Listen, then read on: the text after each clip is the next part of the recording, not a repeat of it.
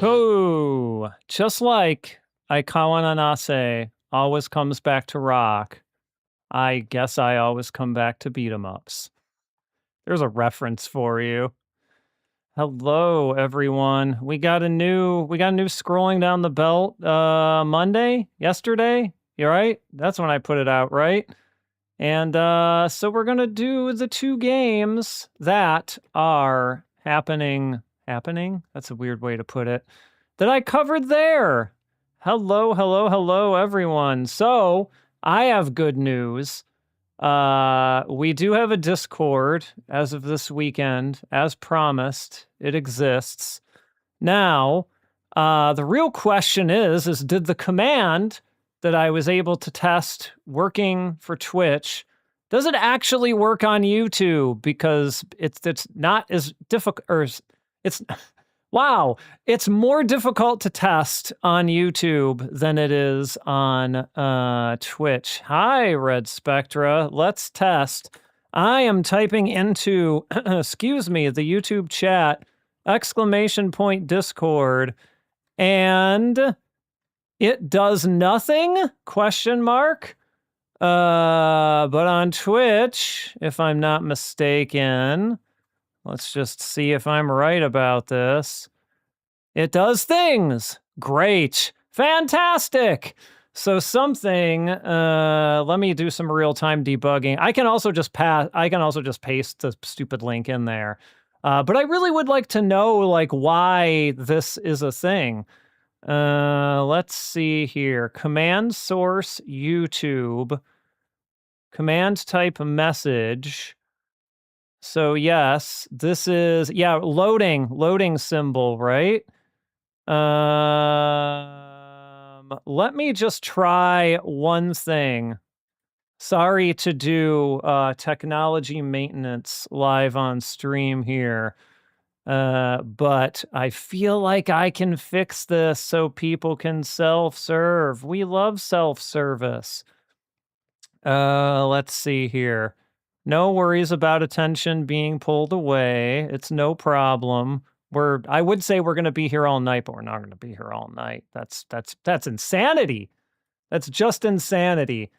Let's see here. So there's one thing I can think to change here, and that would be latest. So let's see here. Use bot account.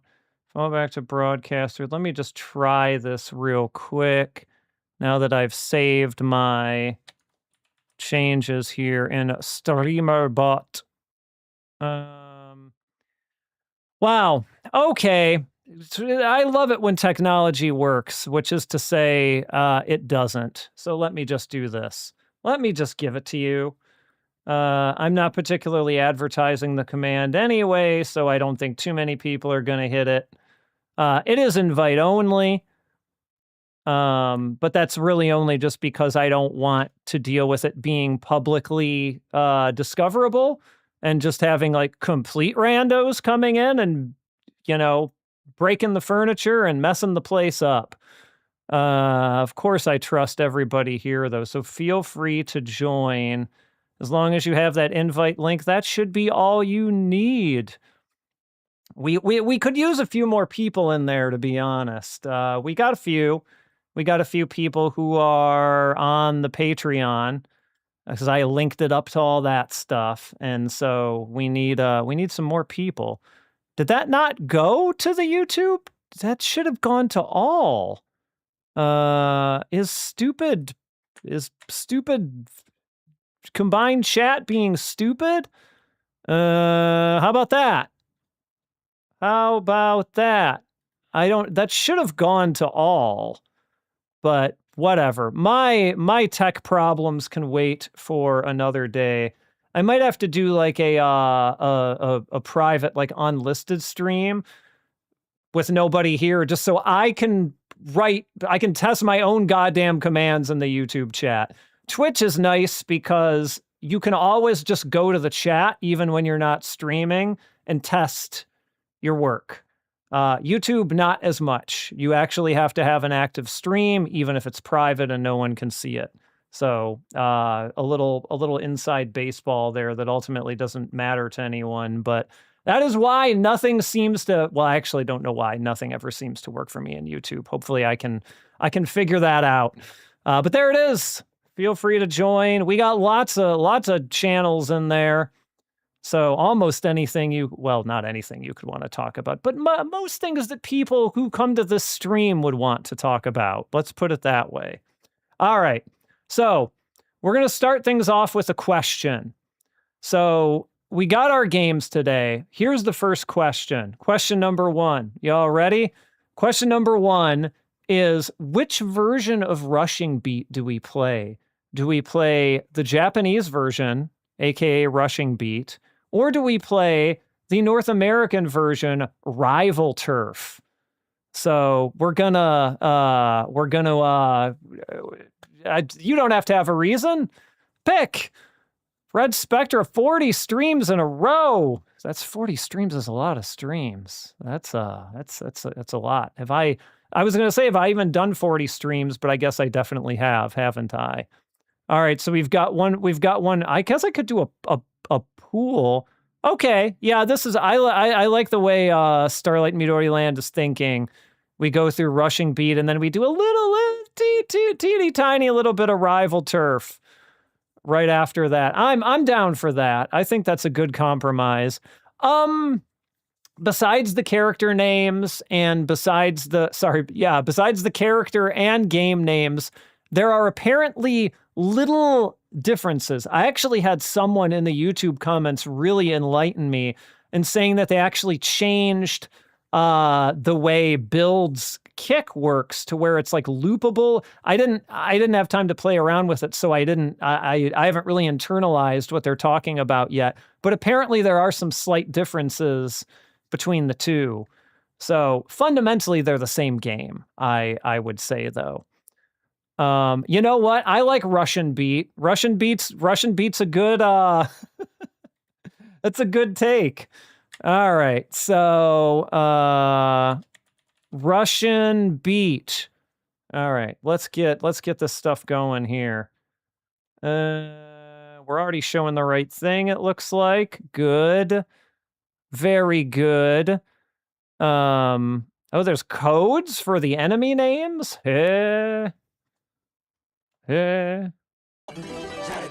Jaleco. In case you couldn't tell who this was brought to you by. All right. This introduction is not in the English version. This is Build coming up behind Rick here. And basically the conceit of this game, well, I love the Rick pan and the Rick jump scare there. Basically the conceit here, how's the volume? Because this is some kickin' music, I'll tell you what. Maybe it actually needs to go up a little bit, like so. All right. Basically the conceit here is this is Rick's sister, and she is an investigative reporter who has Maria is her name, it looks like. And she has obtained video evidence of, what is it, Zekas? Some sort of like street drug. And is Zekas the name of the, yeah, Zekas is the name of the drug, and Jocal or something like that is the name of the organization. And like Rick and, what's his name, Rick? Rick and Build are are on the police force, and I guess they both essentially resign, and they decide, you know what, we're going to take justice into our own hands. We're going to take these guys out. Build in this game just looks like M. Bison, and in Rival Turf, he has become a black man. And the cool thing is that that's like canon now. So if you play the new Rushing Beat game, like he is indeed a black man there too in all versions of it. So like something from that stuck. We'll take a look at the nonsense that they do in Rival Turf after here. I do not necessarily think I will get a 1cc on this, but the options are fun. or the tech, I should say, is fun. I'm just gonna do, move this up, move it up by 1 from the stock. What's 1 more life? What's it gonna hurt, right? Okay, so there we go. And of course, we can do 2 players. Of course, there's a versus mode, which no one wants because the versus mode is always terrible in these games. I know there are probably some of you who are like, but I play the versus mode. But no, do you really like the versus mode is the question I would ask you. All right, and so of course we can pick Douglas Build and Rick Norton.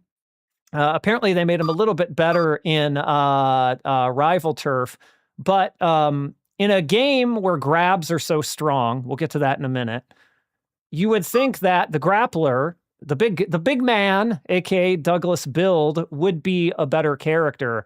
But like weirdly, I mean, not only is his movement slower, which is expected, but his grab range is like shorter and his hitbox is more narrow, which kind of makes his more powerful throws a little bit moot. So it seems like most people go with Rick Norton, who is just sort of the all-rounder guy. Because guess what? In case you didn't watch the video yet, in this beat 'em up, we're not really going to be punching that much, or kicking, or any of that. You know what we're going to be doing? We're going to be grabbing all day long, and we're going to be dashing around like this. You hold down the L trigger or the R trigger, and you dash. Woo, woo, woo, woo. And so basically oops, I get my buttons around me. Oh, and so yes, dash attacks to get them on the ground, right? So you can kind of do this to immobilize them, and then you can come up. We don't want to be dashing while we do that. There's our grab. Okay, I had to get my controls about me here real quick. And did you notice how much that 1 hit did in health? It's crazy. These enemies just absolutely wreck you in this game, which is why the grab strategy is the safest. And the damage is different depending on whether you're grabbing them from the front or the back. But of course, it's, they're gonna like juke you if you try to just run around behind them and grab. So the idea, even though he was too close to the edge of the screen, so I couldn't do it, but the idea is to get them on the ground so you can come around back and do the back grab like so and do more damage. Yeah, Build is great as long as you're using his dash to shoot in on enemies and grab them, but the problem is Build's dash sucks. Like, this is a dash. He's got some distance, right? We'll look at Build's later. It's not great.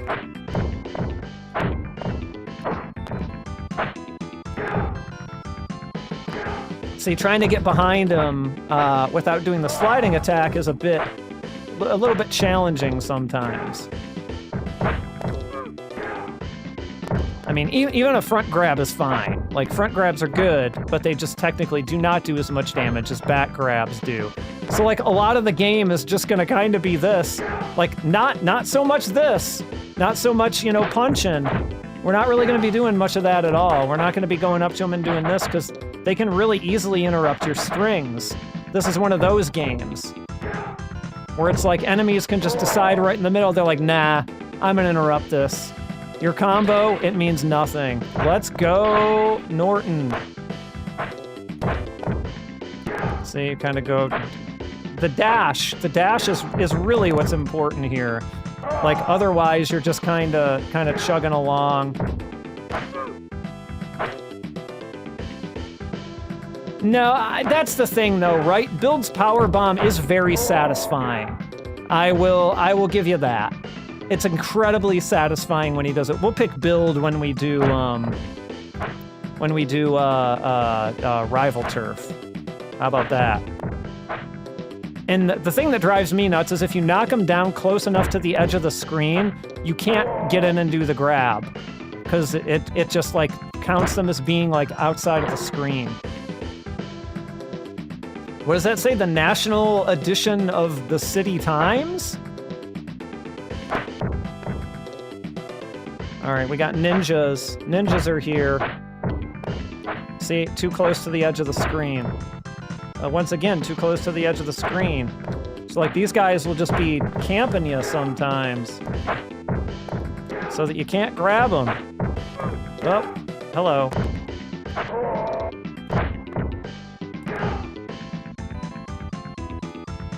Oh, you're not dead yet. Ninja man. Come on. See? Come on. I'm gonna turn around. See? Show. Not to be confused with Shu from Fist of the North Star.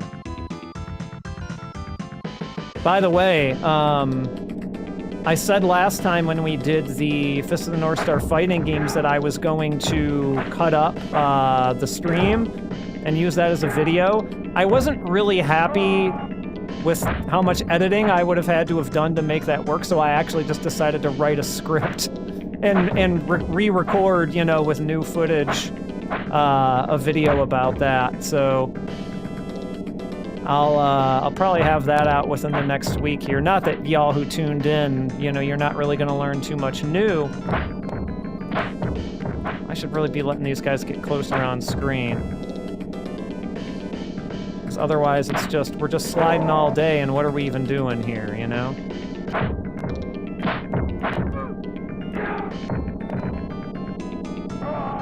But yeah, I realize, you know, people aren't exactly beating down the door for old content on old Fist of the North Star fighting games that aren't the Atomus Wave game, but I was like, you know what? This is kind of on brand for me, and this is a video I want to make, and it'll be not too high effort to just go ahead and re-record it, so not a big deal. Come on. I'm looking this way. I really wish, I mean, I guess it is just their legs sticking out, right? Like, this isn't the combat tribes, I guess, where you can just giant swing them by their legs. Really? You had a good... I don't think I ever rented this. I always saw it on the shelf, and I always saw it at, like, the Toys R Us, which is where I frequently would buy my games from. I love how this man's name is just Ride. It's me, Ride. You can tell because of my motorcycle helmet. Did you actually do this two-player with friends or siblings or anything, Libra? Weapons, by the way, suck in this game. They just suck. Don't even bother.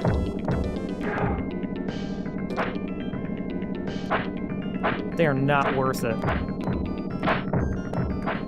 Damn it. Come on, one of you guys, get over here. There we go, that works.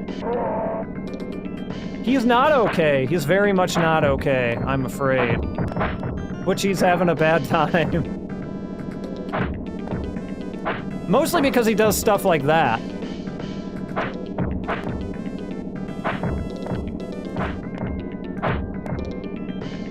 Come on, you guys get in here. Quit camping. Come on, are you serious? Come here, Butchie.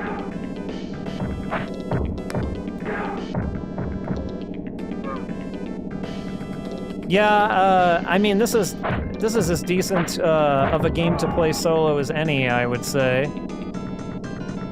There's not really too much you need, too much benefit to actually having a second player, I don't feel like. Come on, Butchie.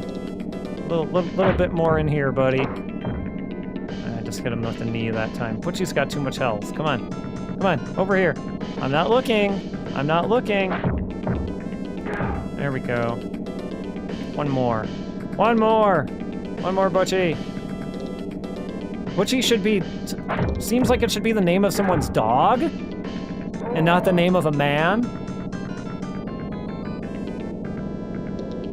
But what do I know? I don't have dog, I just have cats. Else? Oh, sushi! Give me my sushi. Give me the sush. Come on. I know there's...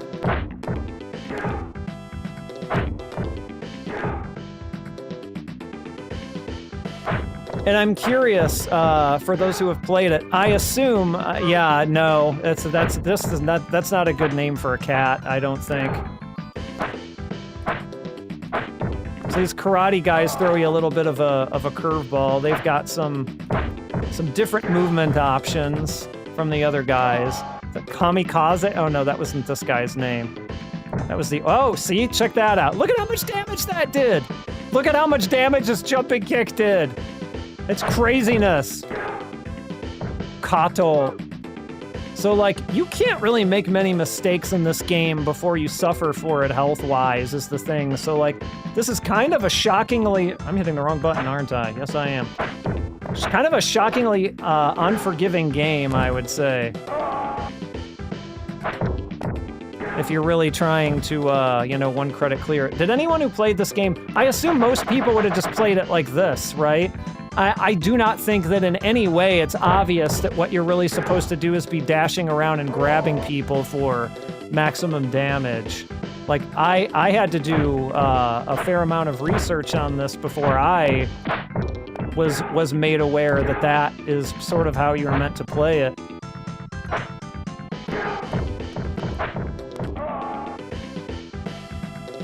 I certainly would not have... I mean, obviously I knew grabs and beat-em-ups existed, right? We all did, I'm sure. But I don't know how many of us would have been analytical enough to be trying, you know, these throws and things. Oh, here's our... Check him out. Check this guy out. Oh, he's biting his sword.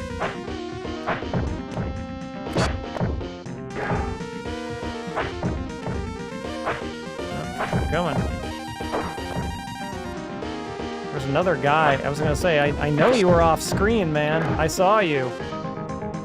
I don't want you to have your sword. Get away.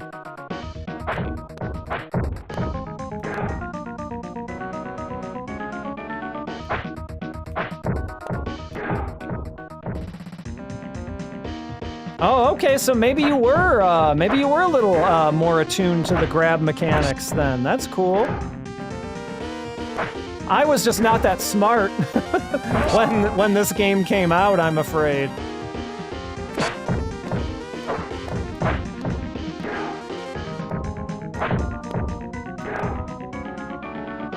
We're wearing them down slowly but surely. And you can still do the old grab for, you know, crowd control purposes too. That's totally valid here, just as it is in any beat 'em up. Oh, he's dead. And this guy leaves. It's quite a... What is there, 7 stages or something in this? This is a pretty decently lengthy game for a beat 'em up. I was surprised when I was playing through it. I was like, wow, this kind of just keeps going and going.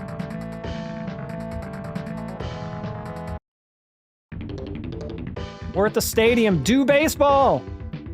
Do it! It's a different beat 'em up, but still, do it!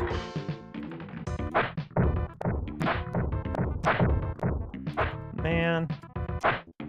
Shirks are gonna... No, I know. I knew I was gonna take one of those kicks to the face. I just knew it.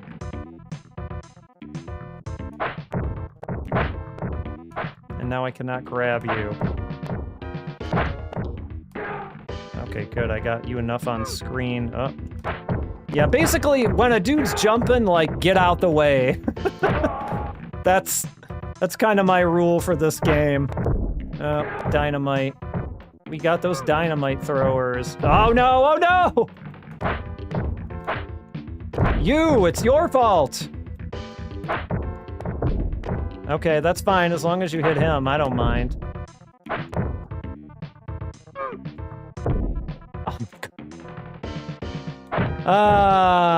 And then, yeah, so, we actually haven't gotten it now, but what is this, anger mode? So, the deal with anger mode is that when you've taken a set amount of damage, you sort of enter that state that you just saw. And, it makes it it strengthens your attacks. And also it makes it so you can't really be interrupted, so you can approach these guys a little more safely. But honestly, if you're doing this strat, I don't really feel like the anger mode does much for you. If you're playing normal, you know, punch, punch, punch, that's another thing. it'll actually probably do you a lot of good. But, like, you can actually turn this off in the options. I forgot. But, to me, that says, like, you know what, if you know what you're doing and you're kind of playing the way the game wants you to play, then you just sort of don't need it. That's my take on it anyway. I know it's like the hallmark of the series.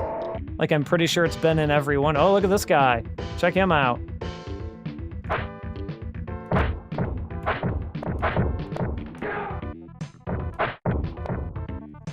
Come on, buddy. Come on back.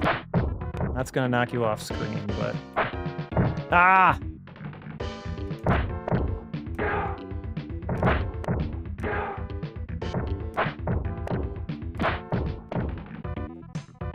But yeah, easy for things to go a little bit south, I would say, as you can see with, like, how much damage these guys do.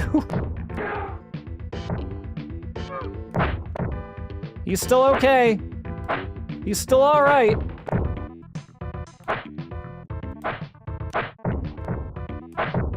There we go. And his name is Arnold, of course, because why wouldn't it be? Come on.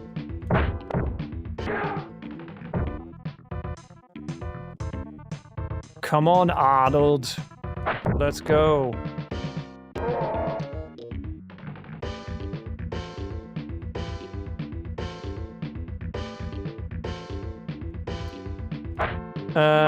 I meant, if, Nappy, if you're talking about what I was saying about the anger mode, I meant more like a series hallmark. If I said beat 'em up in general, that's not necessarily what I meant, because it's not like that's a thing that managed to, like, get into a lot of different beat 'em ups per se. It's pretty, as far as I know, exclusive to this series. But, like, certainly when it comes to a mode like that, like, I think of Rushing Beat when you know, have some kind of a weird invincible mode that you go into or whatever temporarily. I can't think of any other games that I've played that have done that besides these. Come on. Come on, ride. Oh, hallmark. Sorry, I was using a hallmark as in, like, you know, a notable thing, like a touch point, if you will. There's probably a better word for it than a hallmark. Hallmark Movies presents Rushing Beat.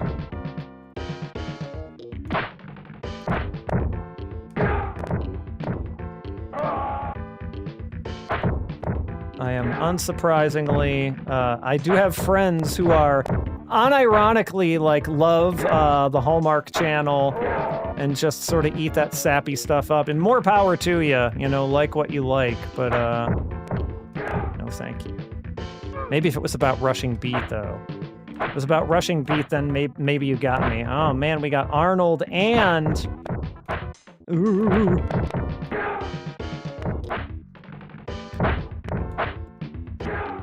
Oh no, Arnold!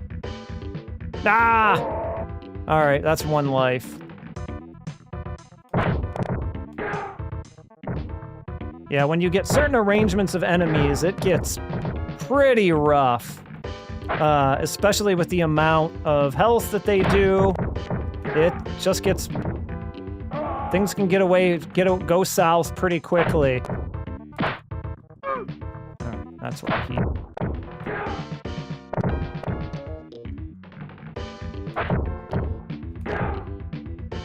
Yeah, and each character has a different animation for a forward grab and a back grab. So, Norton's is that back kind of like, you know, suplex thing. This forward one is just your classic beat 'em up throw. They could still keep them like sappy romance movies, but just throw a little martial arts in it. Oh, I can't break that. There's a turkey.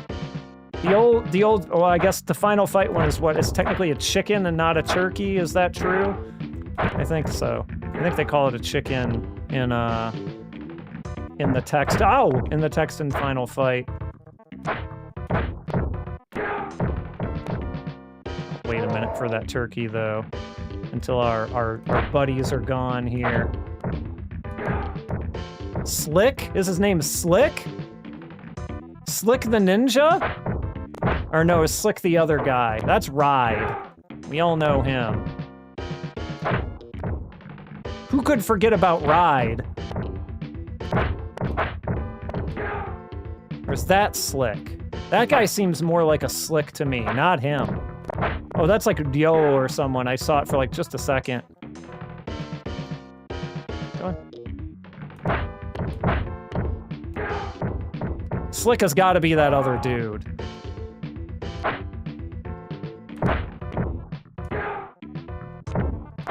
Get on one side of the screen, please.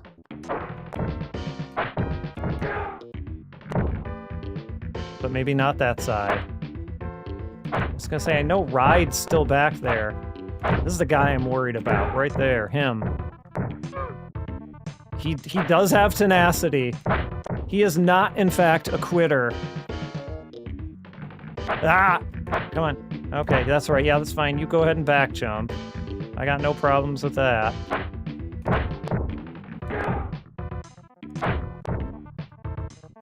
All of these guys got tenacity, I would say.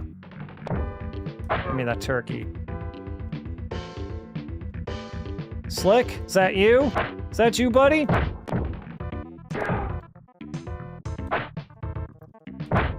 Can you imagine actually knowing a man who calls himself Slick?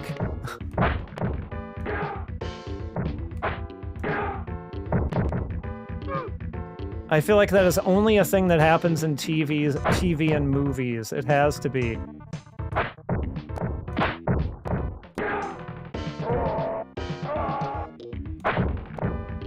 Right? Surely. Surely no one's named. Aha! Surely no one's named. Whoa! Hello! Excuse you, rude! From off screen, Bob.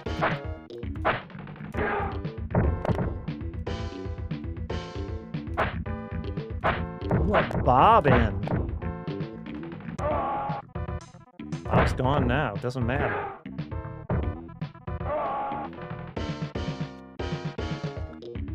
All right, we got a couple of Ryus. Oh, see that? Like, what could you ever have done about that? I guess except for like keep track of where he is and not be in his path, I suppose.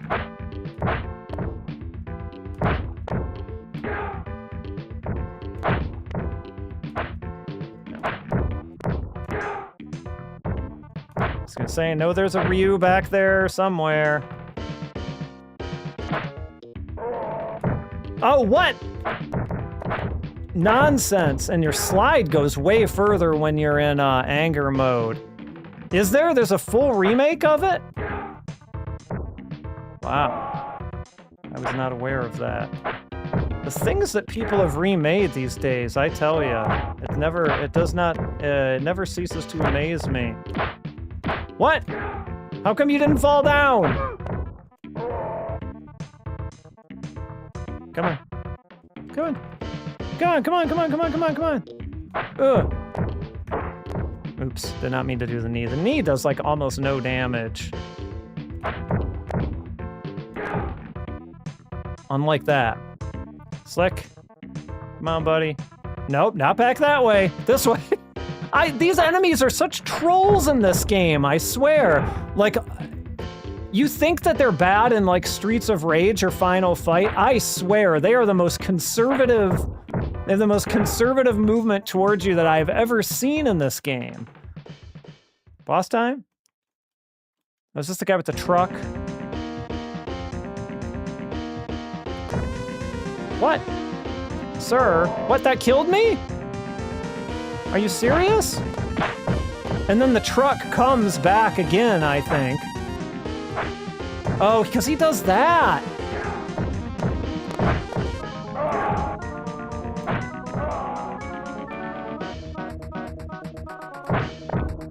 So I guess you just really gotta be... I don't know how you're supposed to... Let me think. Maybe sliding is not the best idea for him. Oh, he just completely powers through that.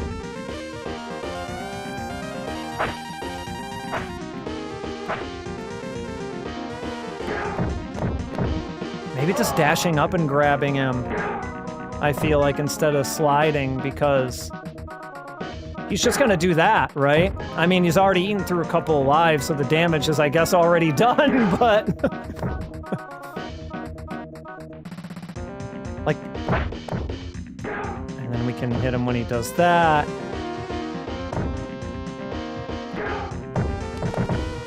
It's just kind of baiting him into doing that and then running... Oh, I killed him off screen. Okay. My Arcade, Streets of Rage 2 Micro Player Pro. I am unfamiliar with what a Micro Player Pro is. Is it like a handheld device? Is that what it is?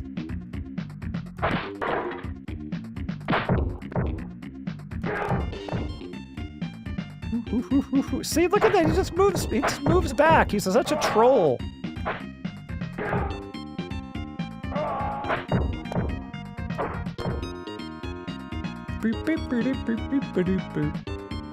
If you can say anything about Rushing Beat, it's that it certainly has pretty good music, I would say. Jaleco outdid themselves in that department. I know you're back there. I know you're back there. Come on. God's sake. Ride. Ride! Can't pick up that brick. Come on.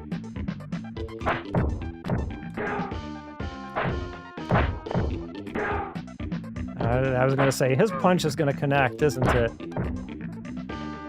It didn't. Lucky for me.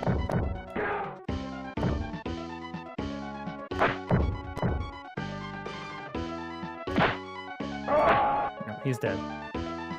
Oh, no!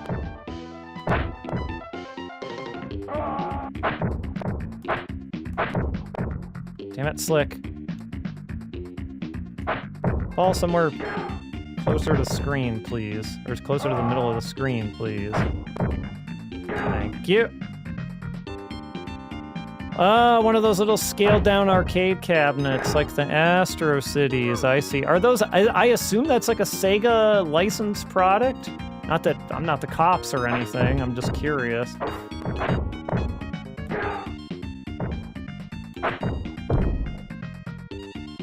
Ah, okay, so there's a Golden Axe one as well.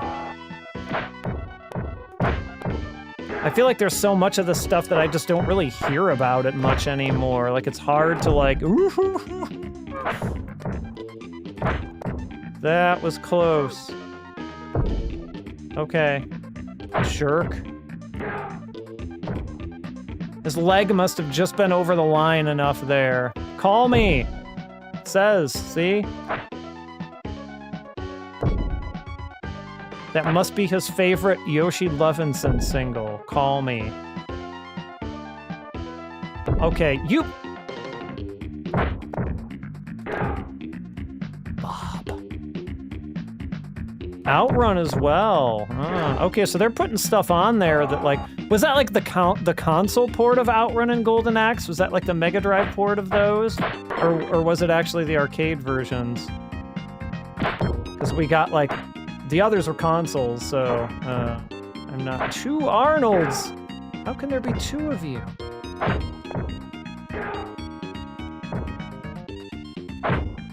Twins!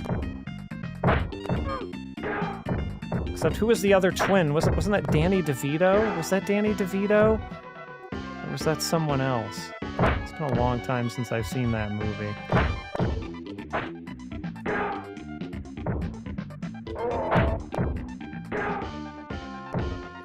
I think the only, perhaps the only beat-em-up we can see Danny DeVito in will be Batman Returns, and we are, unfortunately, a ways away from Batman Returns, I regret to inform you. But, super long way, but long enough, I'm afraid. I'm looking forward to that one, though. I have good memories of Batman Returns, I will say. I'm just throwing that kick out, trying to get me with it.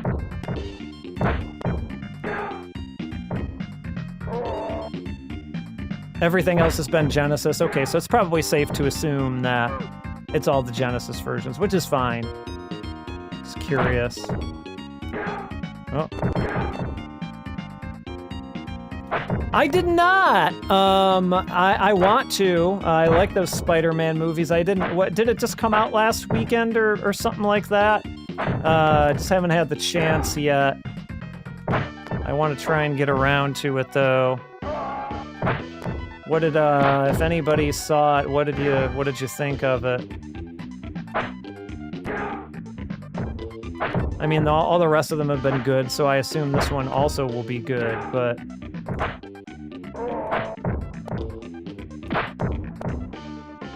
oh, can't grab you. Ride. What was the verdict on it then? Did it live up to the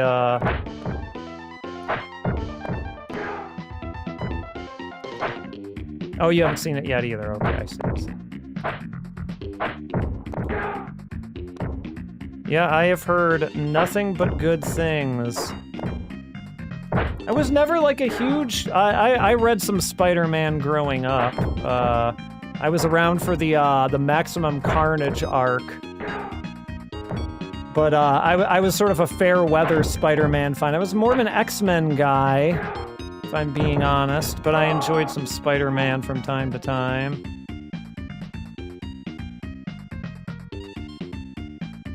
So I believe we have an elevator scene here with no fighting. We just go up the elevator, and there are no dudes dropping onto it, which shocked me. Did they not get the memo? Did they not get the memo that I feel like went out to all beat-em-ups? Which was, put dudes on elevator? Please put dudes on elevator? Yes, they did. Big L!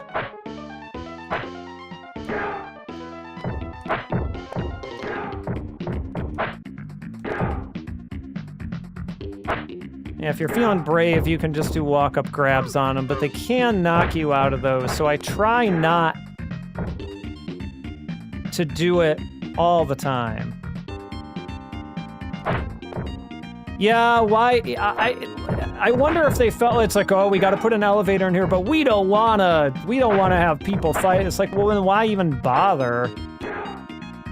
Why put the elevator in there at all if you're gonna half-ass it, you know? Seems pretty rude. Oh! I was like, what is happening to me? But there was a man on the other side of the screen.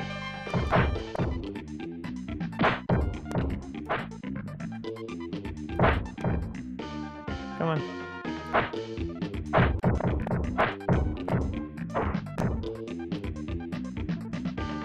He's taking a little break there. Butchie. Oh no! Butchie! How could you do this to me? Butchie!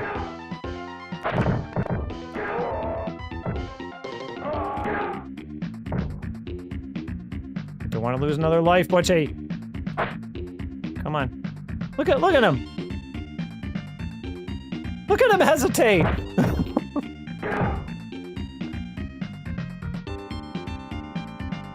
Oh! I was hoping he would run away.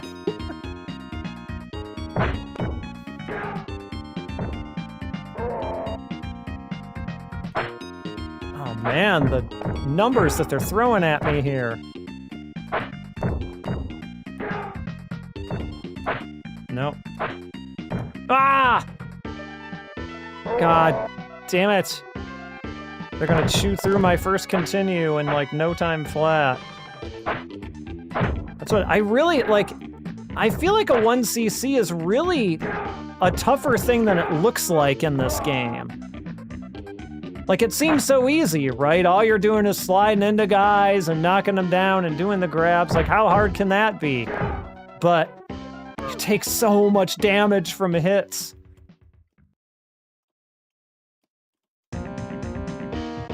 Man who is, like, vaguely dressed as the Predator? Not really sure what he's going for there exactly, but, no, please. And he just took half my health. Like, are you serious?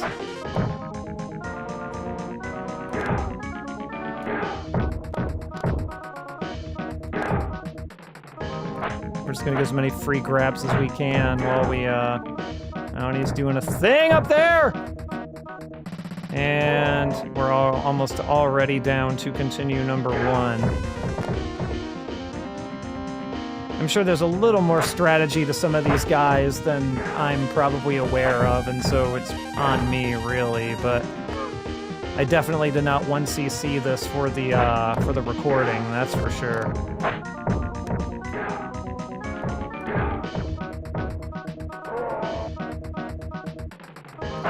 Oh, God. I was hoping I could be in the grab while he was doing his dive. I mean, it worked out, but...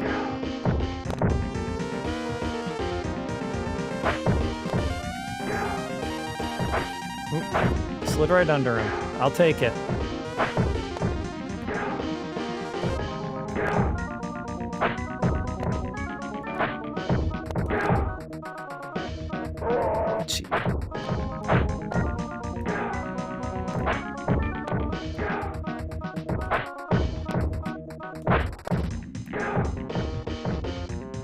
Oh my God. Rude.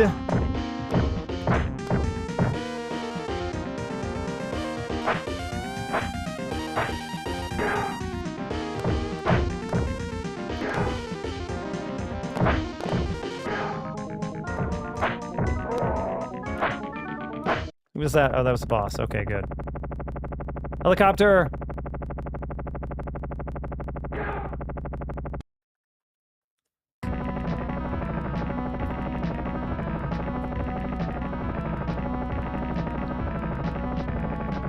Is this the one where you go, like, to Africa or whatever?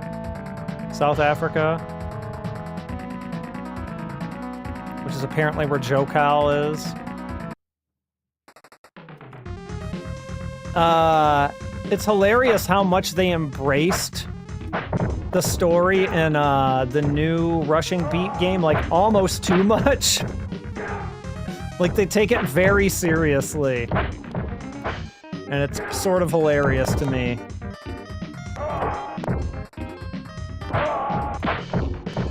Whereas in this, like, the story, especially if you play the English version, like, the story is barely even mentioned.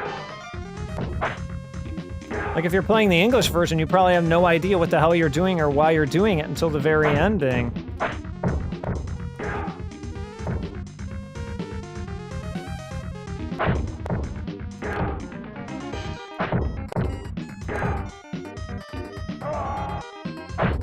It's another good song. I wonder if they ever did, soundtracks for these at all. Like CD soundtracks or anything like that. Have to look into that. Gigante. Now you guys again. Good. Coffee! Get me some coffee. I actually had some earlier, I don't know.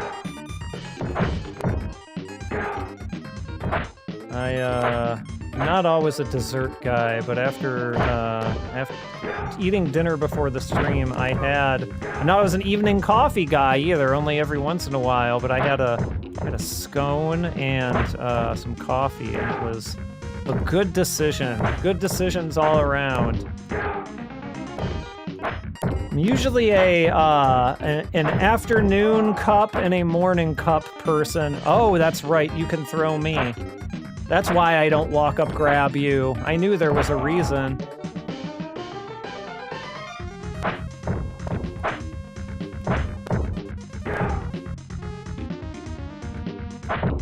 Scones are good. I mean, they're just store-bought ones. They're not, you know, anything special. I didn't, like, make them or... I'm easy. I'm a blueberry guy for the most part. Like, blueberry is my favorite fruit in general. Nothing beats when you get a blueberry of just the perfect, you know, consistency and level of ripeness. Like, it is the king of fruits. But lemon scones are good. Even just raisin scones are good. I'm not too picky.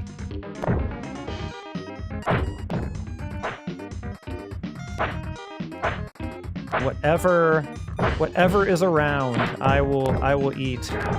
Whether I'm buying it or partaking of someone else.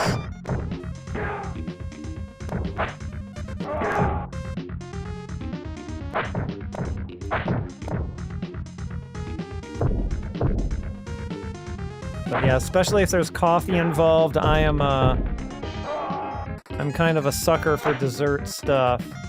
I don't tend to like super sweet things. Like, that's kind of why I'm into scones, is because, I mean, it depends how you make them, of course, but you can make scones that are like the sweetest thing you've ever tasted, I suppose. But for the most part, they tend to be more, you know, how to put it, like, not necessarily like super sweet.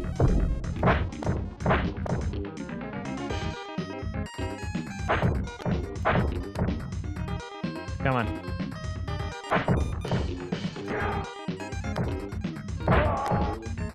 We can, yeah, there we go. Dill? I've never had dill scones before. But yeah, butter and lemon, that's a good combination, no matter what. Like, whatever scone flavor you have, putting butter and lemon on it.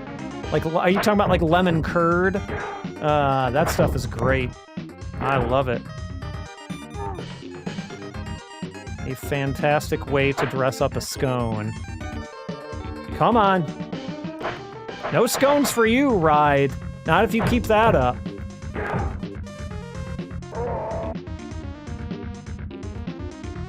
I found lemon curd fairly late in life, actually, but it's pretty great.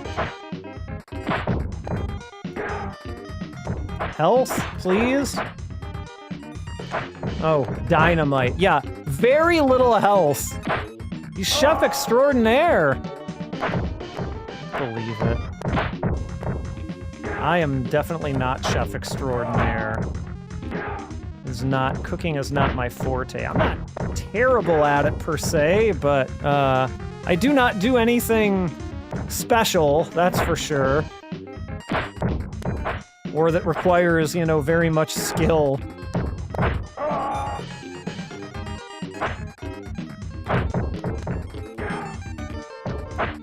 I have not much health, and I am about to go. Oh, look at you. On to the next continue, unless they give me health. Unless they give me something with melted cheese slices on it. Which would be just the health restorative I need. But I don't think they're gonna do that. Are they?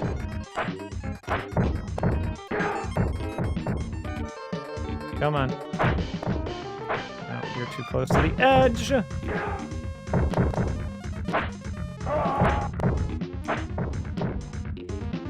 When they're getting up, when they're in that wake-up animation, you can't grab them.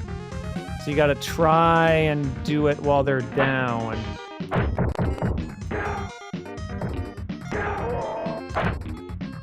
Come on. Kamikaze. Oh, it's close enough on screen to get him.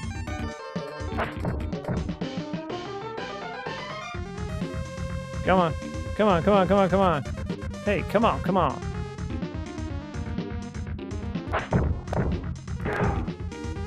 That should do it.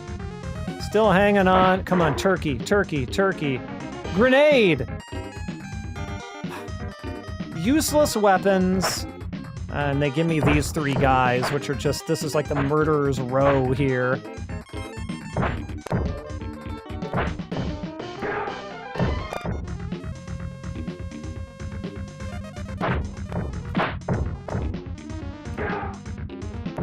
I was scared to death he was gonna hit me with an attack there. Nope, okay. Oh. Come on, somebody get in close enough, for God's sake.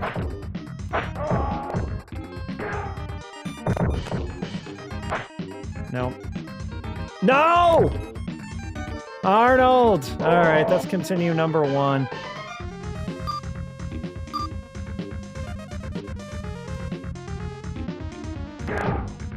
As long as I don't have to use too many, I'll be fairly happy.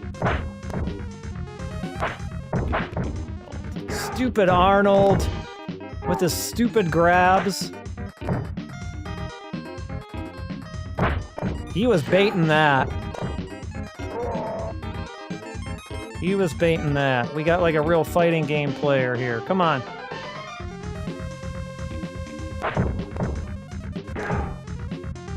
Ryu. I mean, his name is Ryu after all, right? What should I have expected? Oh, trying to troll me again. Getting me to jump into the Tatsu.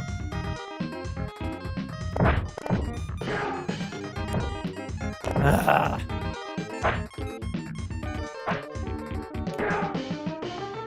Oh, I thought he was going to recover from that, actually.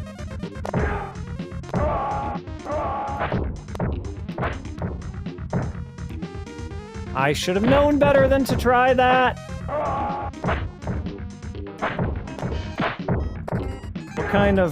What kind of a coffee situation have you got at home there? A few years ago now, I invested in a pretty decent espresso machine, and I think it is one of the best investments I have ever made for myself.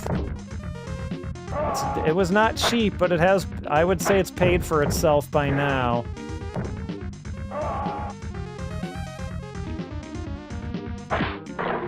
Swear to God. Okay, there's the turkey.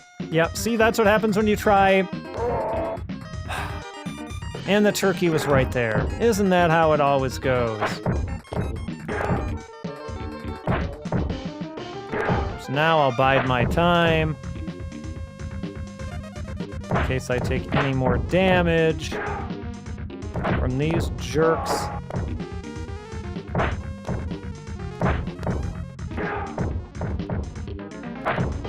From Butchie over here. Ah, oh, okay.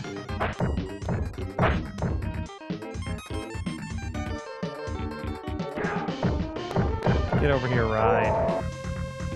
Alright, now we got you. I also wish that they had done maybe a little bit more with the enemy variety here. Like, they could've... I feel like they could've had something really good if it didn't quite feel quite as repetitious in terms of that. Are you just gonna... You're just gonna stand there. Yep. Trolling me. Yeah, I don't do sugar or any kind of sweetener in mine. I just do I make myself a lot of oat milk lattes, actually. I'm slightly lactose intolerant, not like majorly so, but I used to use half and half back in the day, and that gave me some issues, shall we say. And ever since switching to oat milk, I am a much happier. It is the future. I agree with that completely. I mean, I can also drink, like, you know, soy milk or something. That's, like, not a problem. But as far as, like, what I usually keep around here, it is oat milk. And I kicked sugar in coffee a long time ago. I don't need it.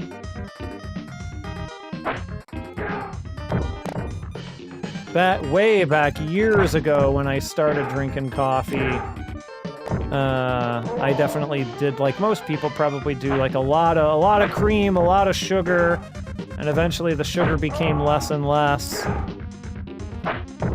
until I just did not need it anymore.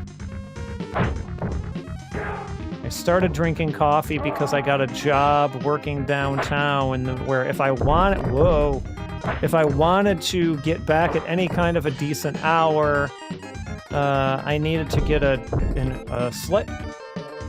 a slightly earlier train back, which meant I had to take a really early train in the morning. Battle Circuit. Yeah, I haven't gotten to Battle Circuit yet.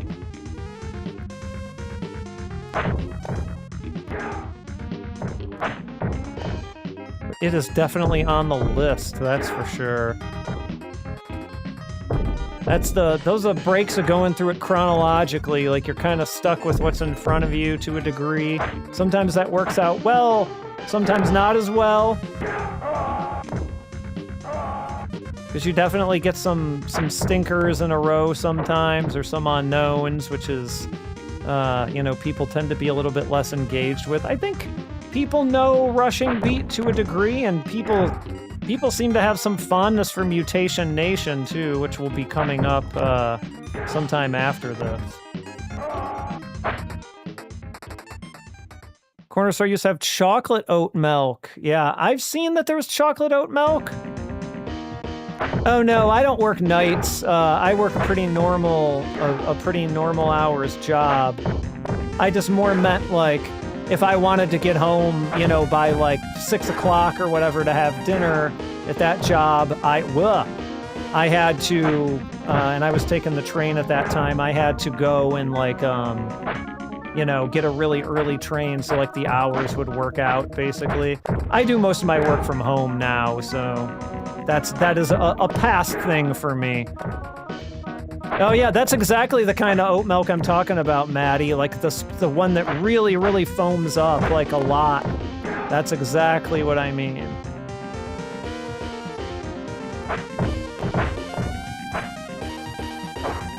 Oh no! That is a very prolonged grab.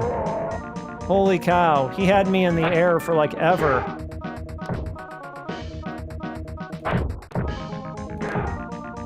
Captain. Come on, Captain.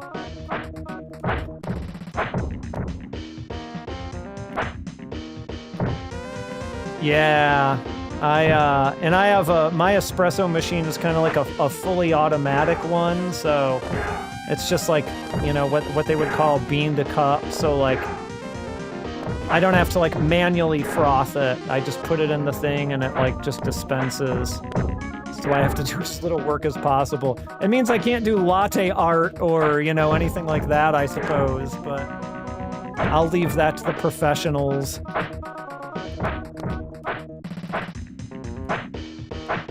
Yeah, look at this guy. Look at this guy out iframing me here.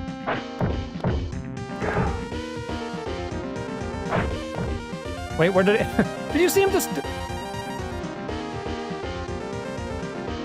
I'm pretty sure we were on different planes there. I'd have to go back and look at the tape. But, latte art, for one, is a very lonely endeavor indeed. It's true. Yeah, you saw it, right? He disappeared! That was on me. I was sliding around willy-nilly. Should almost do it for the captain here. Okay, that one was on me too, and watch that be the rest of my health. Oh no, I'm gonna go into at least anger mode so I can... Boo.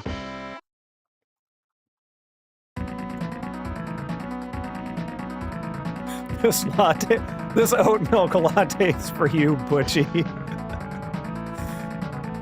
Here's to Butchie, our dear friend, who went down with the captain's ship. Now I guess we've docked. We got what, 3 slicks? Which one's the real slick?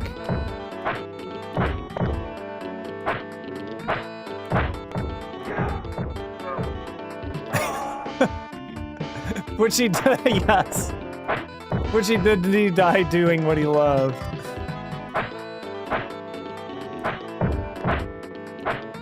He died as he lived, doing strange body splashes.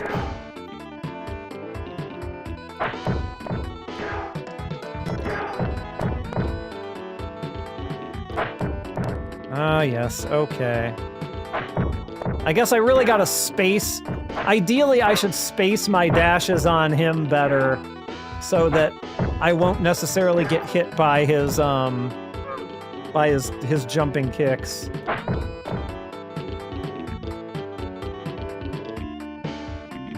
Hold on. Come on. Yep, pour it out for Butchie. Pour it over the side and... Oh, he's back! Butchie's back! We thought he was gone, but he's not. Which one to use Butchie?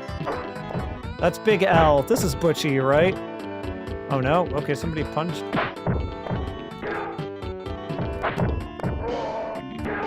All you big body splashy guys look the same. Is this Butchie? No, it's Big L and... Oh no, one of them was Butchie. Their names are late to come up, I swear. Sometimes they don't come up,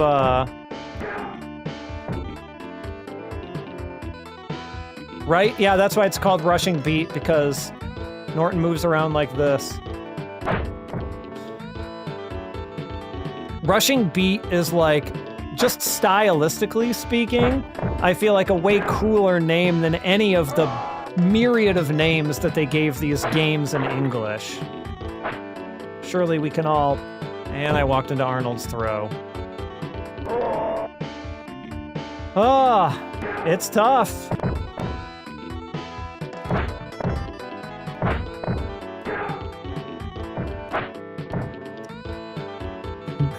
She came up. Oh, no, you're not getting that off on me, pal. I can see right through you, except when you do that. Then apparently I can't see right through you. You're gonna throw me if I go for that. I can tell.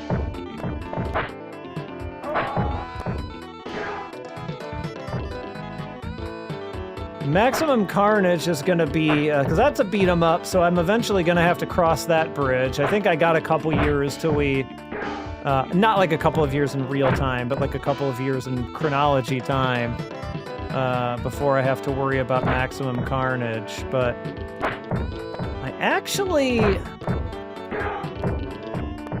I think I know someone in the area, my local area, who worked on Maximum Carnage back in the day.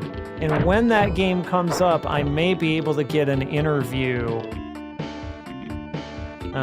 about Maximum Carnage. I haven't covered a lot of Western beat 'em ups yet, because by 1992, not many had come out. There's a few happen a little bit later.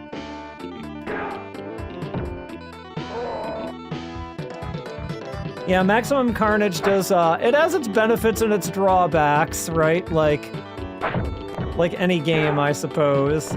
I can't grab either of you guys.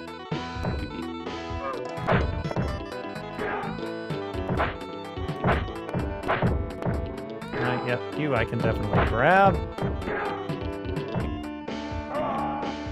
Yeah, the soundtrack I feel like was its calling card, right? Like that's the thing. The thing that most people remember Maximum Carnage for is that, what is it, like green jello or green jelly or something soundtrack? What? Why were you able to iframe through that, sir?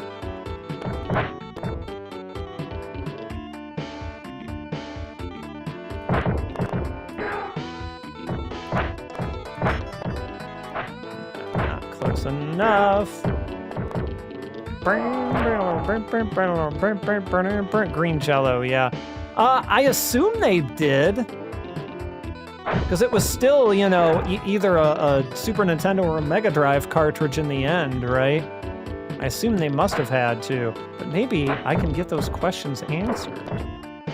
We'll have to see. Or maybe those answers are already out there somewhere. That's also possible. Yeah, I thought, I can never remember, is it green jello or is it green jelly? It was not a band. that I particularly listen to that much. Dem Guts! Hello. We're, what, halfway beats-ish? Through Rushing Beat here. This is Rushing Beat and not Rival Turf. We'll do about a level of Rival Turf or so after this is done before we go on to Mutation Nation here. I've used one continue. I will almost certainly use another since I am on my last life, but this is a perilous game.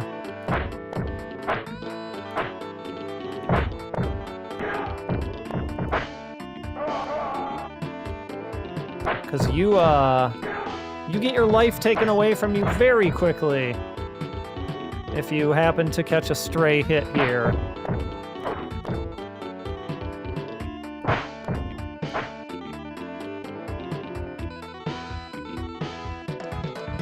That's unfortunate. Sounds like a bad spot to be in.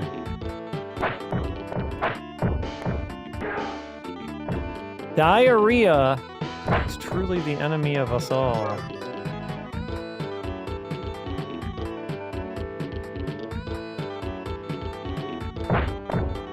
An umlaut over the Y? Whereas... Oh, they do? Come on, I know somebody's still over there. Come on. Yeah, see, look at this guy.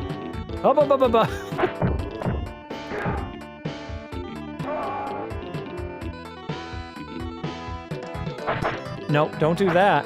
That's a mistake.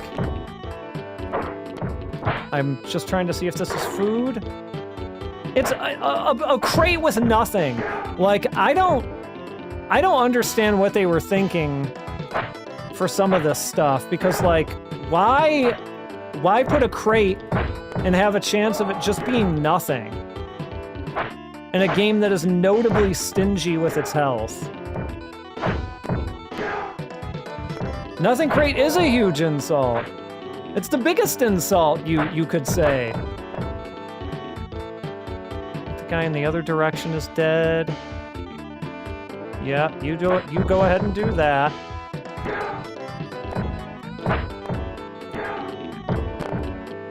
Nothing crate. How dare you?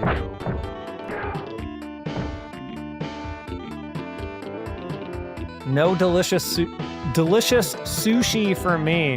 Right? Yeah, at least when you do alchemy and final fight by accident, at least you get something from it. Score, which I guess there are people who play Final Fight for score. But,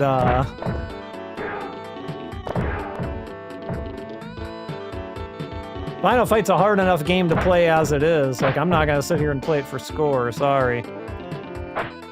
Just not gonna do. Ah, ha, ha, ha.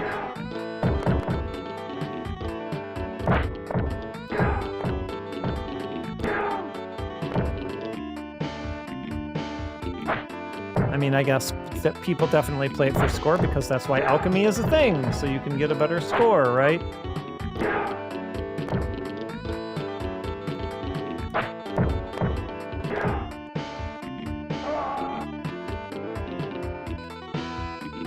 Oh, cola, which gives me a tiny sliver of health back.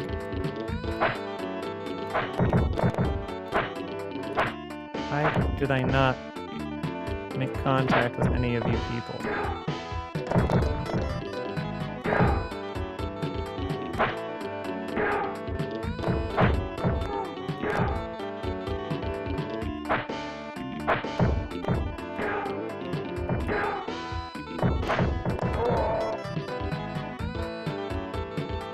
Alchemy and rushing beat is like alchemy in real life. It doesn't, yeah, where just something explodes on you because you did it wrong. That's about right. Oh my god. Yes, turn lead into an empty box. Turn lead into Butchie.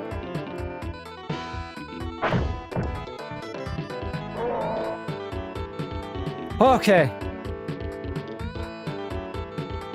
These levels are fairly long. We get health? No, we get a baseball bat. That is not the same as health.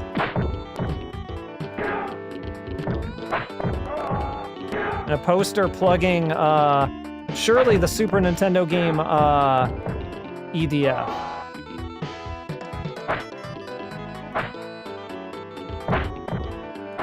Nope, okay.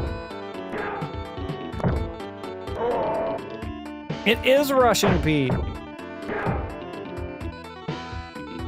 I'm one continue in, probably soon to be 2 continues in. It's actually Rushing Beat and not Rival Turf. As you can see, his name is what? His name is Norton and not, what was it? Jack Flack? We'll do it. We'll do it. Okay, that's right, this guy. Look at this man. He just like boogied off screen. He's not ready for me yet. Jack Flack and Uzi Nelson. Get ready for that. I mean, I know game localizations all had weird decisions back then, but like, what even? Why? Why? Just why?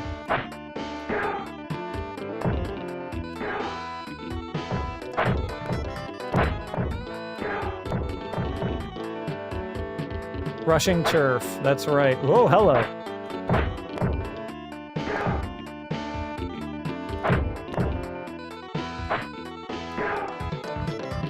All we do all day long is grabs. Yeah, build, somebody actually commented, left a really good comment on the video earlier today. It's talking about what one of the differences between the US or the North American and the Japanese version was specifically having to do with build's kick.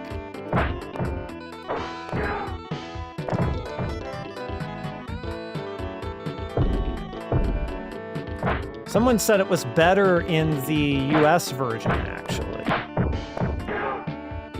They nerfed it.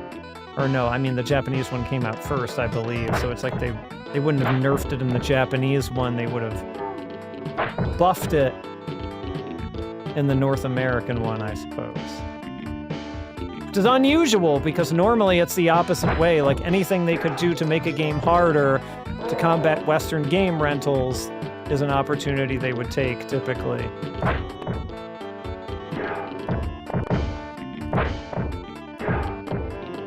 Many of us lived through that, I'm sure. I know I did.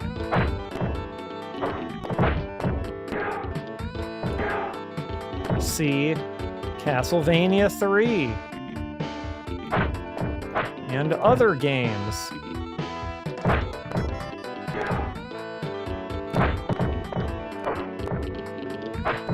Does anybody have a favorite, or I guess least favorite, depending on how you look at it, example of that?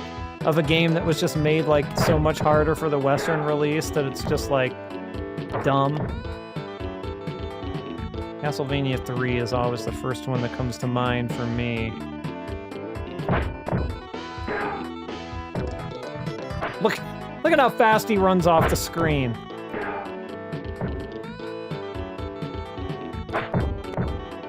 Maybe I'll switch to build if I have to continue here, which I almost certainly will, just so I can see what you mean about the kick. Yeah, I mean, I think it's pretty well, it's pretty much thought of that there is not, that there's not too much difference between them, but I guess maybe there are little things.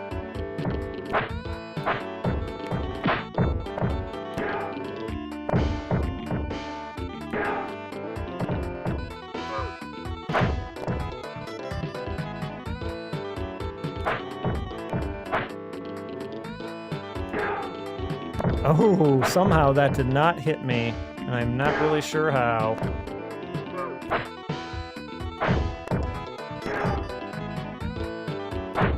Yeah, build has more powerful throws, but his range that he can perform them at is weirdly smaller.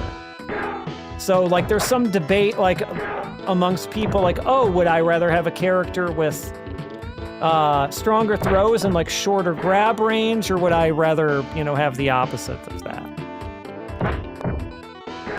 So there's a little bit of debate to be had there.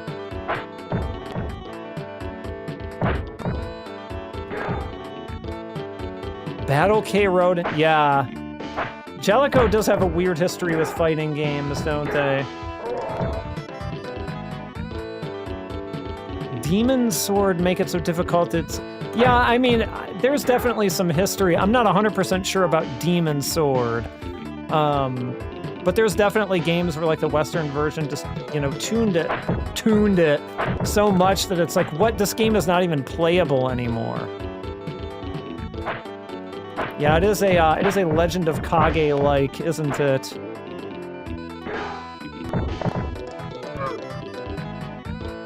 Come on. Come on.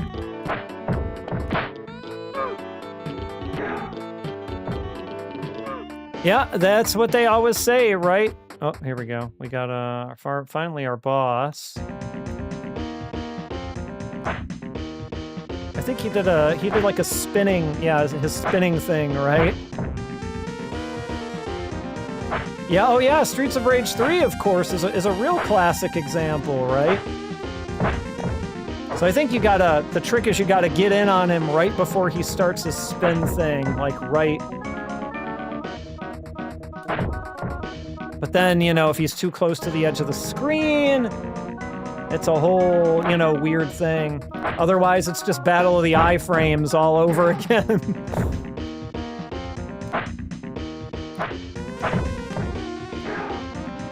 Karn.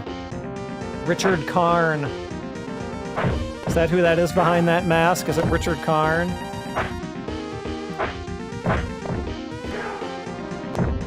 Oh yeah, I think most people stick with Bare Knuckle 3 because why wouldn't you, right? That one I feel like is pretty common.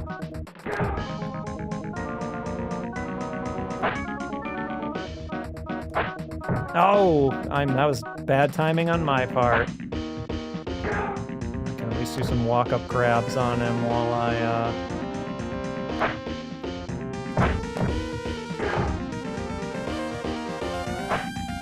Yeah, is that one of those ones I guess they had to cut for religious imagery? Western games. We have to take the crosses out of Castlevania and any other thing you can imagine, right? Oh god! I did that to myself. Nope, I did that to myself too.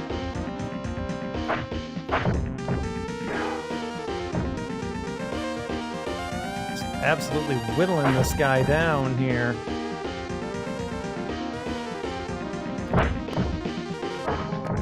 I did not mean to do the knee.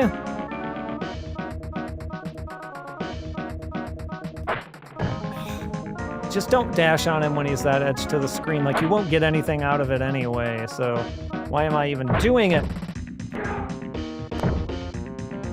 Yeah, totally. Yeah, he's very Barban. He's very Barban-coded, isn't he?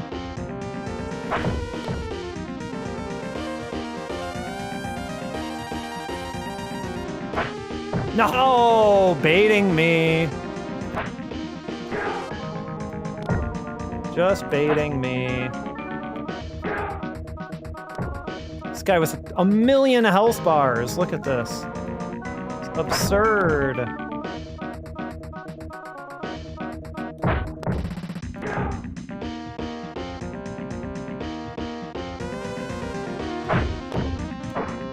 Ah. Sometimes I accidentally do the knee on in there and... No!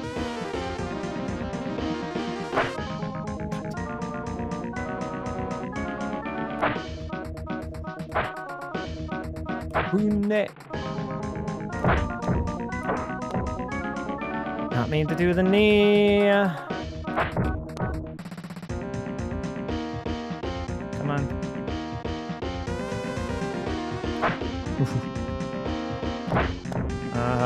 Come on. Guys keep making me sweat here. We got him. Somehow I dodged having to use the second continue there. Yeah, that's a good way of putting it. Like, it really just needed more polish. Like, it needed a little more of an identity. I would say it's very kind of generic beat-em-up coded. There's not a lot that stands out about it. Even the bosses aren't really that interesting. Like, okay, it's a man in, like, a wrestling mask or something, I guess. Like...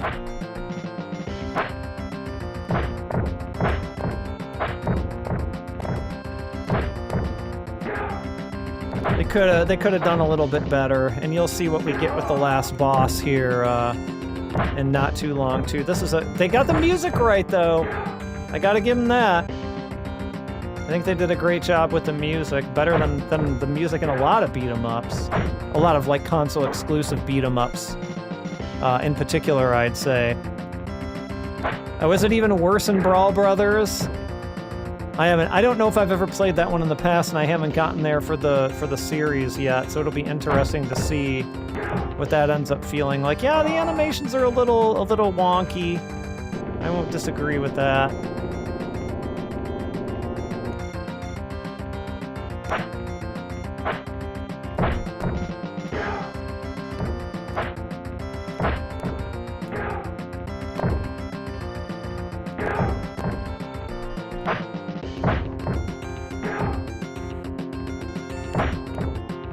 Yeah, so what would you say is, like, the best installment in this series, then, if you had to choose? Like, flaws and all. Is it this one, or...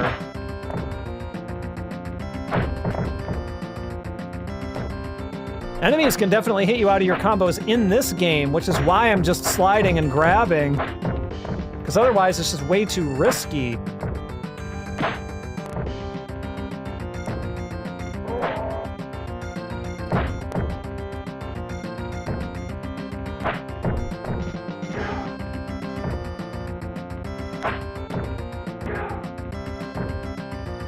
Peacekeepers, but you like the look of Brawl Brothers the best. I see.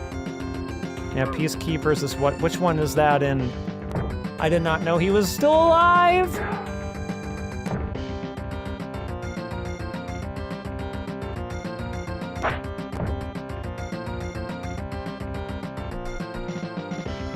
I'll be interested to see where all that ends up coming out for me, because, like, I will say, for as many problems as this game has, I ended up liking it. Oh, that's right, Boss Rush. I ended up liking it more than I thought I would.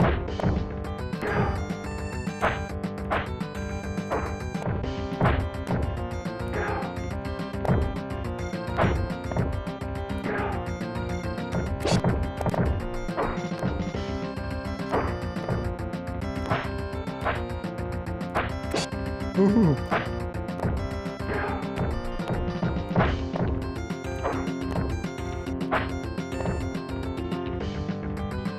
Come on, you got your sword? You want your sword, don't you? I bet you do. Can't have it. Want your sword? Come on, buddy. Who wants their sword? Oh, you got it. Not anymore. Get away. Get out of here. Screw you and your sword.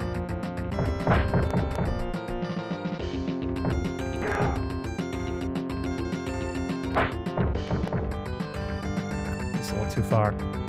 Come on.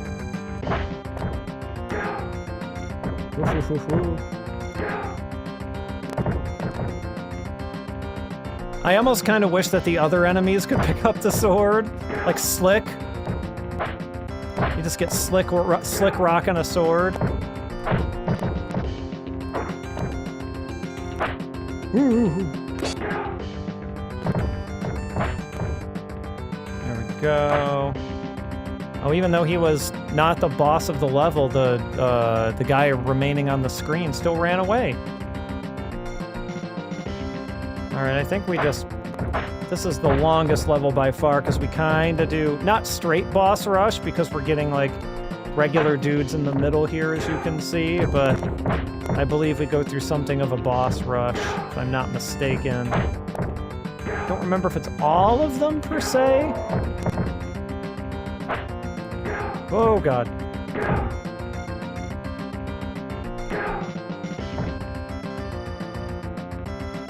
Come on. Hoo-ya, hoo-ya, hoo-ya, hoo-ya, hoo-ya. Oh, of course. Of course you do that to me. Come on. Come on.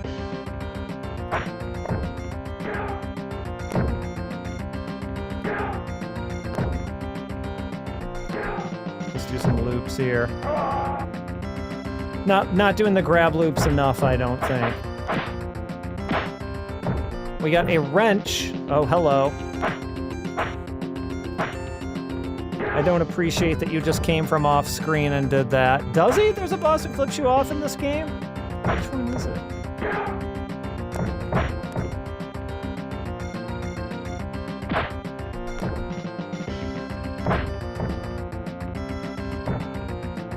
Of course. Oh, there's my continue. All right, let's go to build. Since we gotta do another continue here, let's see what builds got going for him here. There's that power bomb. And what was his kick? People were talking about his kick.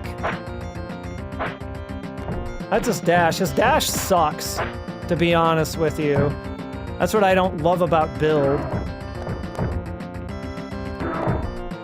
Oh, that kick, so his back, you're talking about his back throw, probably, when you say kick, that.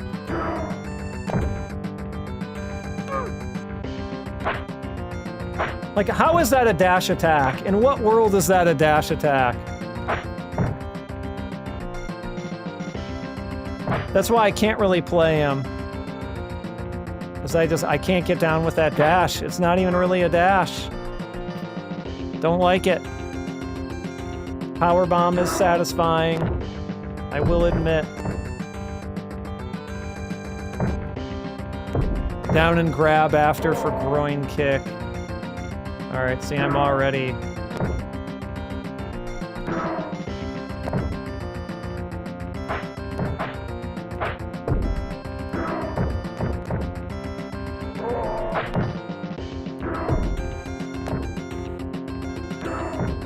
You definitely can chain a little bit easier with him, I feel like. So he's got that going for him. Oh God, dynamite.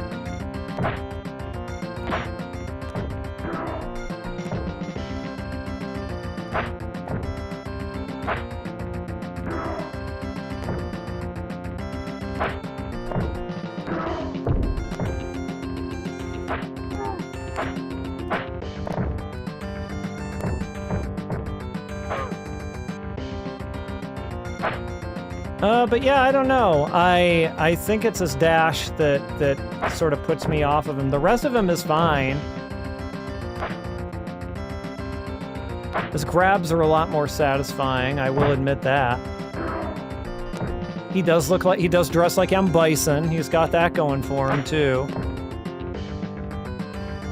Though he does not do a Psycho Crusher.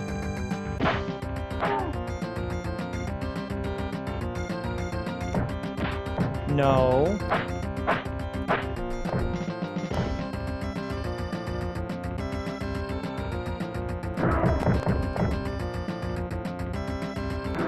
Yeah, I mean, maybe that's... But you can, like, if you just dash in like that for the grab, you can't, and don't actually use the dash, you can get knocked out of it, is the thing. Like, if you just run up and do the grab, like, it doesn't happen all the time or anything, but...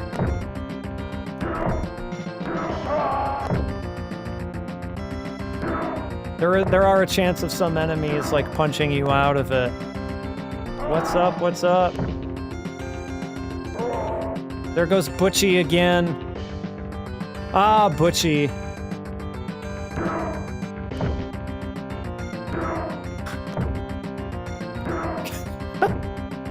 All right. I will admit that he's got that going for him. The fact that I could just loop that grab.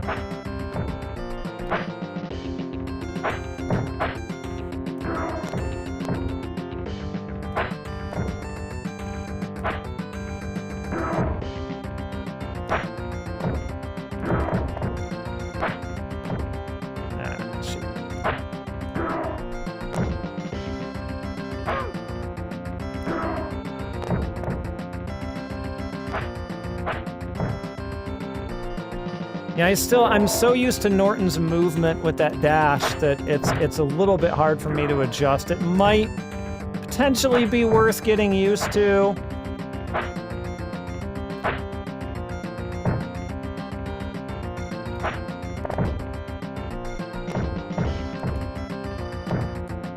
He doesn't like to wake up there. He just does that thing when you try to wake up, grab him.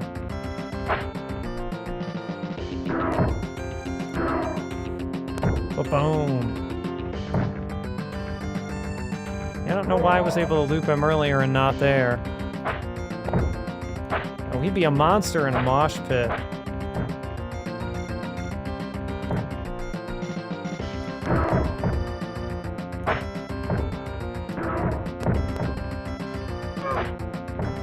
Oof.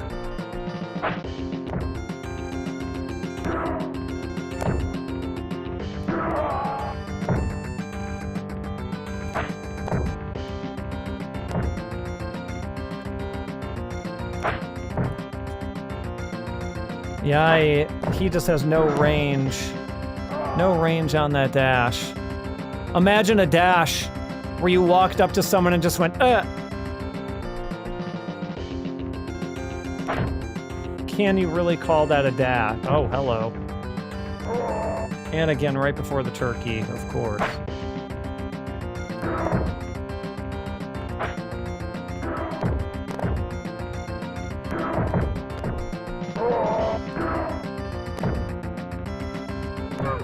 Nope.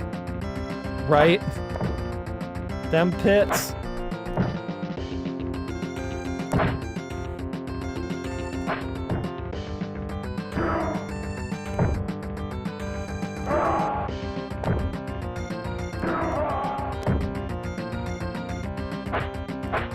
Oh, okay.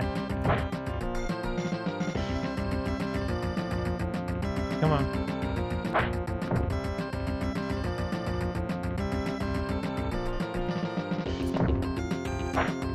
See, if you just dash up to him and do that, like he can get you in the grab instead of you him. So that's why I don't like to do our buddy here.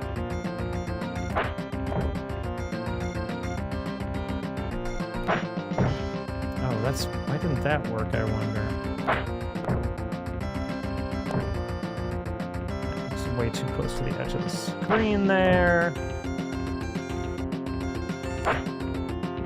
Okay, oh.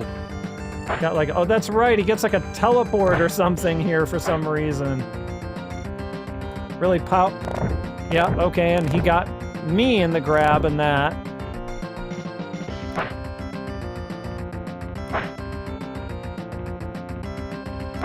Remember how I dealt with this. Yeah, dash attack is way stubby. Way stubby. And he gets knocked off screen too far to where I try and do more dash up grabs, I guess. Why it didn't work there. He's got like iframes after he does that dash. And then sometimes he goes into that teleport and it's like, well, too bad. Sucks to be you.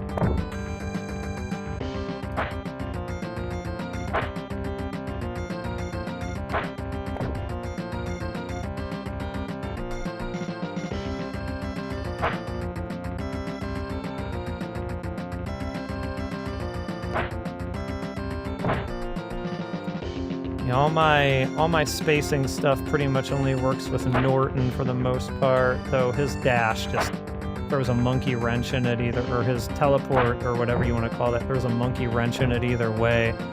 Slams do take a lot of health, it's true. He does do a lot more damage. I can't deny that.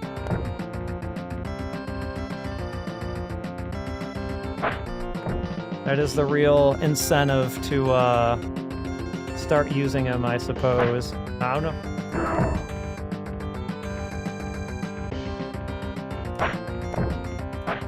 Oh, why? What? Why? Why? I call shenanigans on that one. Who gave this man a teleport? He did not need a teleport. What? What was that?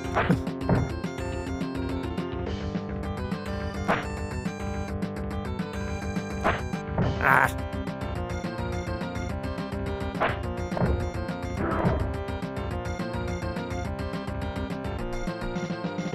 Too weird.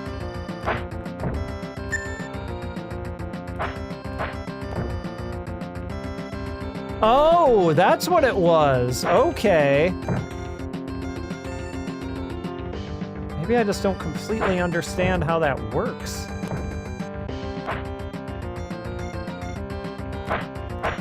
So is that something you do after you grab them?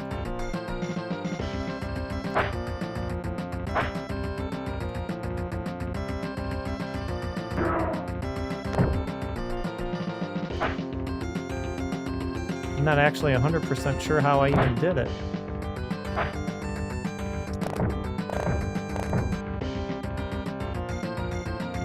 Just don't want to be that close to him if you can help it, because you might go into the teleport.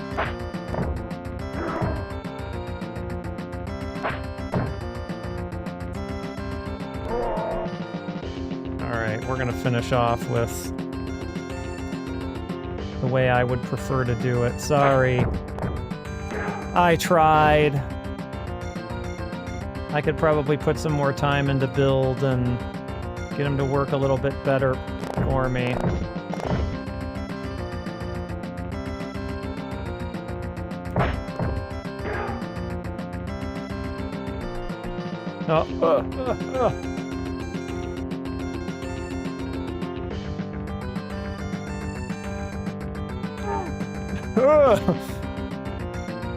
And of course now it's gonna give me, yep, there's sushi. Oh, hello. I was thinking about sushi.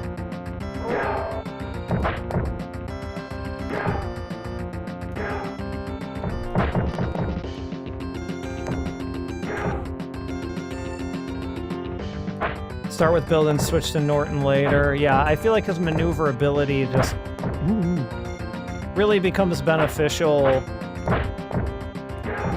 at a certain point. For the dynamite, yeah, blow each other up with the dynamite. I'm in favor of that.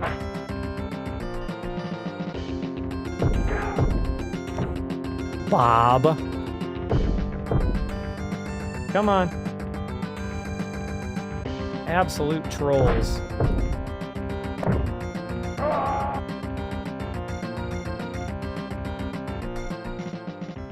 Alright, are we finally at the last boss? My goodness. Game is so long.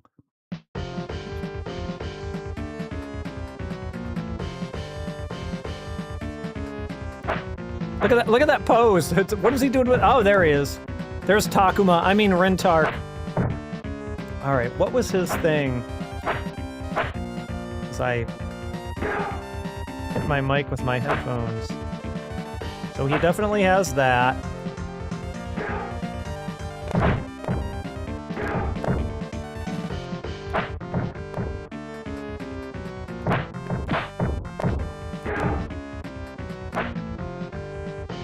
Definitely gotta, well, yeah, he can grab you. So don't want to be too much for the raw grabs. Yeah, a projectile that he opens his mouth to shoot. Which is really pretty hilarious. It's very Piccolo Daimao, right? Just blah.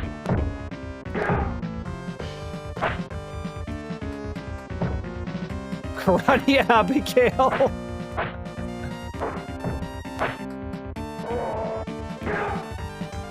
I'm down for calling him Karate Abigail. Yeah, there's his projectile.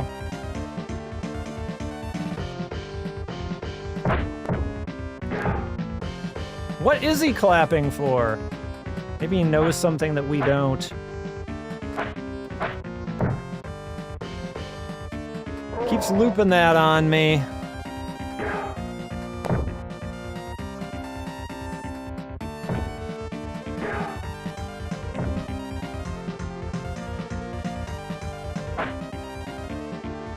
feel like what you've got to get him to do it over here, and then get him when he comes down from it.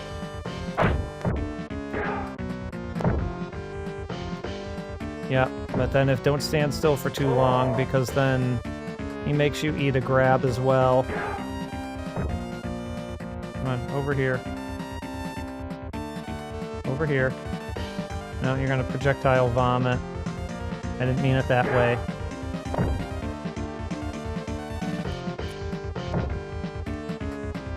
Come on. Ah, backed up too quickly. Ah!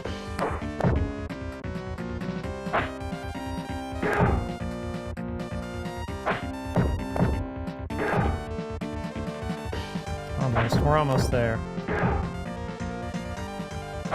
Nope. Gotta be a little more judicious with my dashes.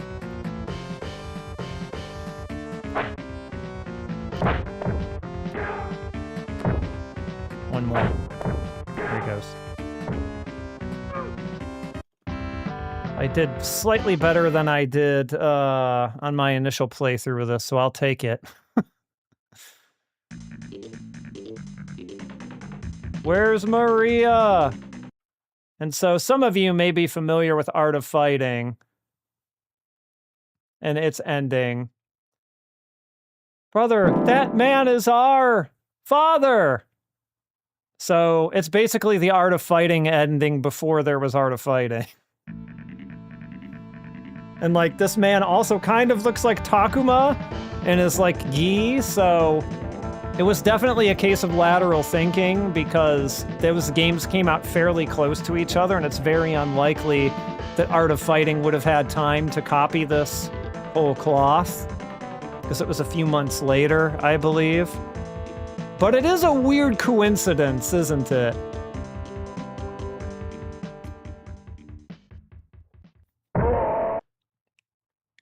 Well, we're not going to play all the way through the US version, but maybe we'll do a level of it here in just a second, once our credit roll stops.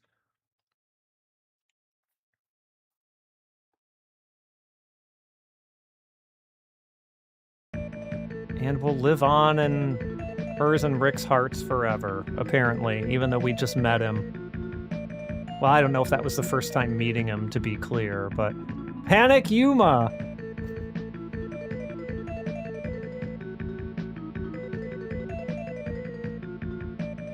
I don't think I've ever actually seen the ending of the US version. Papa Sekia. Thank you. We'll take a look at their wonderful names in English. Oh, you can actually turn... Interesting. Like the character names and everything? That's fascinating that they put that all behind a code. Nakuku.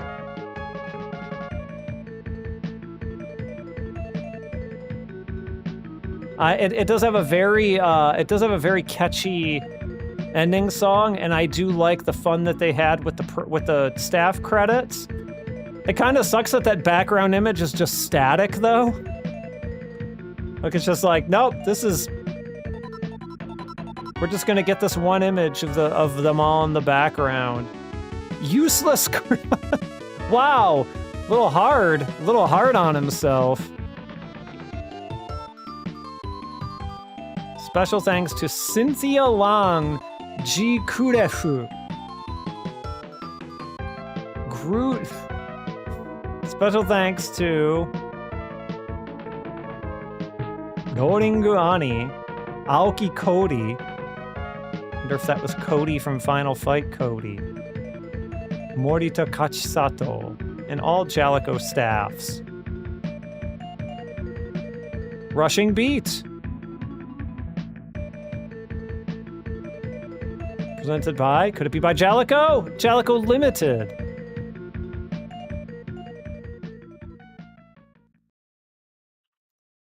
All right, before... Oh, I get to enter my name. All right, one moment.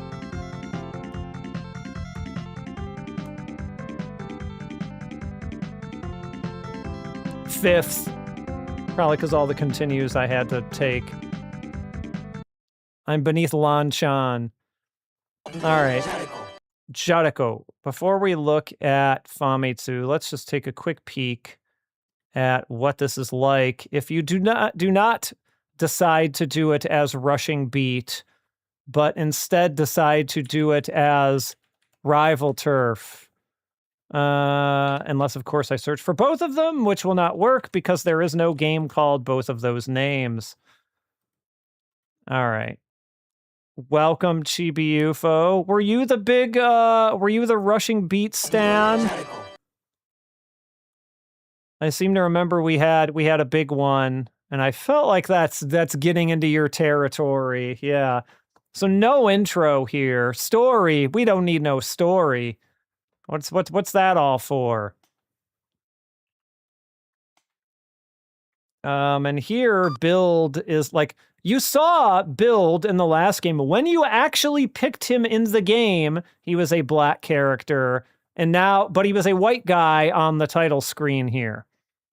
But now, of course, they're named differently. They're named Jack Flack and Uzi Nelson. So I have to ask Chibi UFO, did you know? Oh yes, he got changed. Did you know about the power of the grab in this game when you played it?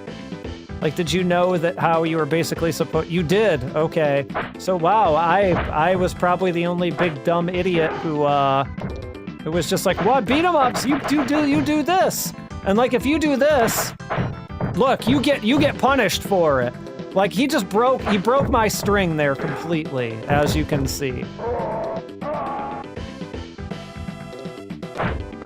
Oh, you do. You're a Build. Okay. Yeah, his dash is just so weird. Oh, you got it for free? You got a free copy of Rival Turf.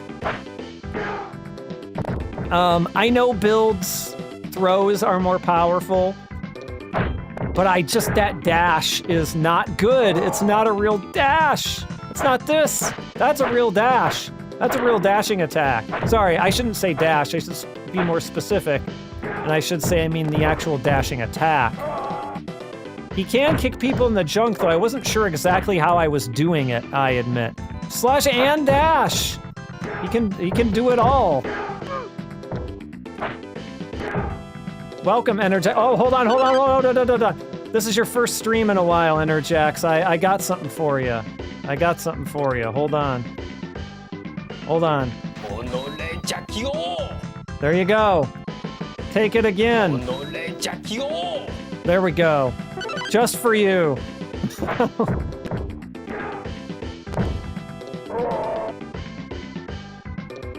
And I think they might have done... Did they do something to the boss in this first level? Let's at least get up to the first boss so we can...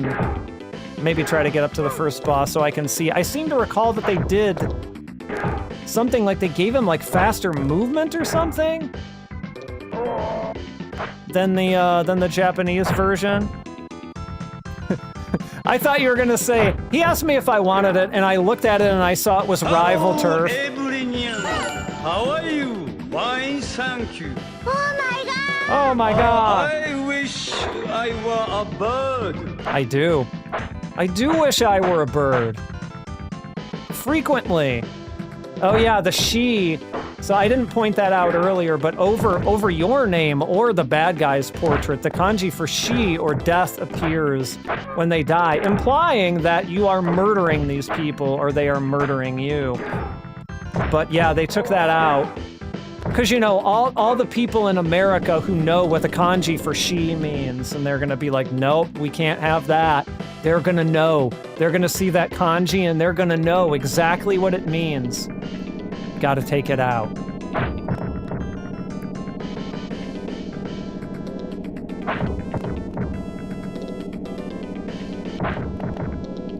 Yeah, we got 3 consecutive streams for Chibi UFO here. That may be consecutive streams, but you've been watching for a lot more streams than that. I know, but You maybe missed one in there or something, which is fine. We won't hold that against you. I certainly won't put it on your permanent record. Whatever that means. Remember that? Like, maybe, is that still a thing in schools? Do we have younger people here at all? Probably not. But like, is threatening with putting something on your permanent record still a thing that happens in schools? What an absurd thing that was, to think that there was some like, what, folder made of iron or something that like every complaint that's ever been filed against you in life like goes into. Yeah, look at that guy in the background. He's flexing. The guy who's right in front of me here. He's flexing and he's just looking at his bicep like, yeah, that's the stuff right there. This is what I've been working towards so I can flex on the bus. Yeah, Phalanx, notably the guy with the banjo, playing the banjo on the front. But yeah, this is pretty... The box art for this is really something. The English box art, I should say, is really something. Yeah, back when I went to school in the Dark Ages, the permanent record was always a thing that was held over your head. It's like, this is going to go on your permanent record. And it sounded so ominous, right? It's like, my permanent record. It's permanent. I can't get rid of it. This detention will be with me for the rest of my life. Yeah, the punk that looks is completely off model from any other character in the game.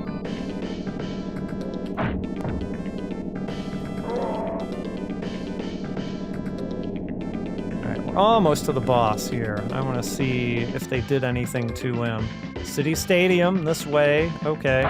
I do like that they kind of acknowledge, like, oh, sushi, thank you. I do like that they kind of acknowledge, like, what's gonna be in the next stage, because the next stage is indeed a stadium, so kind of neat that they did that. I'll give them that. Oh, there he is. There's his terrible kick. Yeah, I feel like hating school until you go to college is a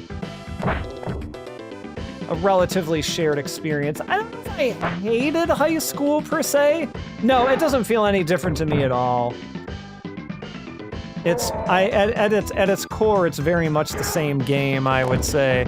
Yeah, the karate guys suck. They are not fun. But no, feeling-wise, it's the same. It's the rushing beat that you know and love. His name is Case and not Ride, though. I can't help but notice. And Warrior, so they changed, like, maybe all these guys' names? Skinny? I don't know why he had to go from being slick to being skinny. That doesn't really even make sense. I guess I kind of understand why they were like, oh, he can't be Ryu, even though the Street Fighter character's name was Ryu. It's not like they changed that. All right, did they change this guy at all? Let's see. No, he's about the same, I think. I don't feel like he's faster or anything like that.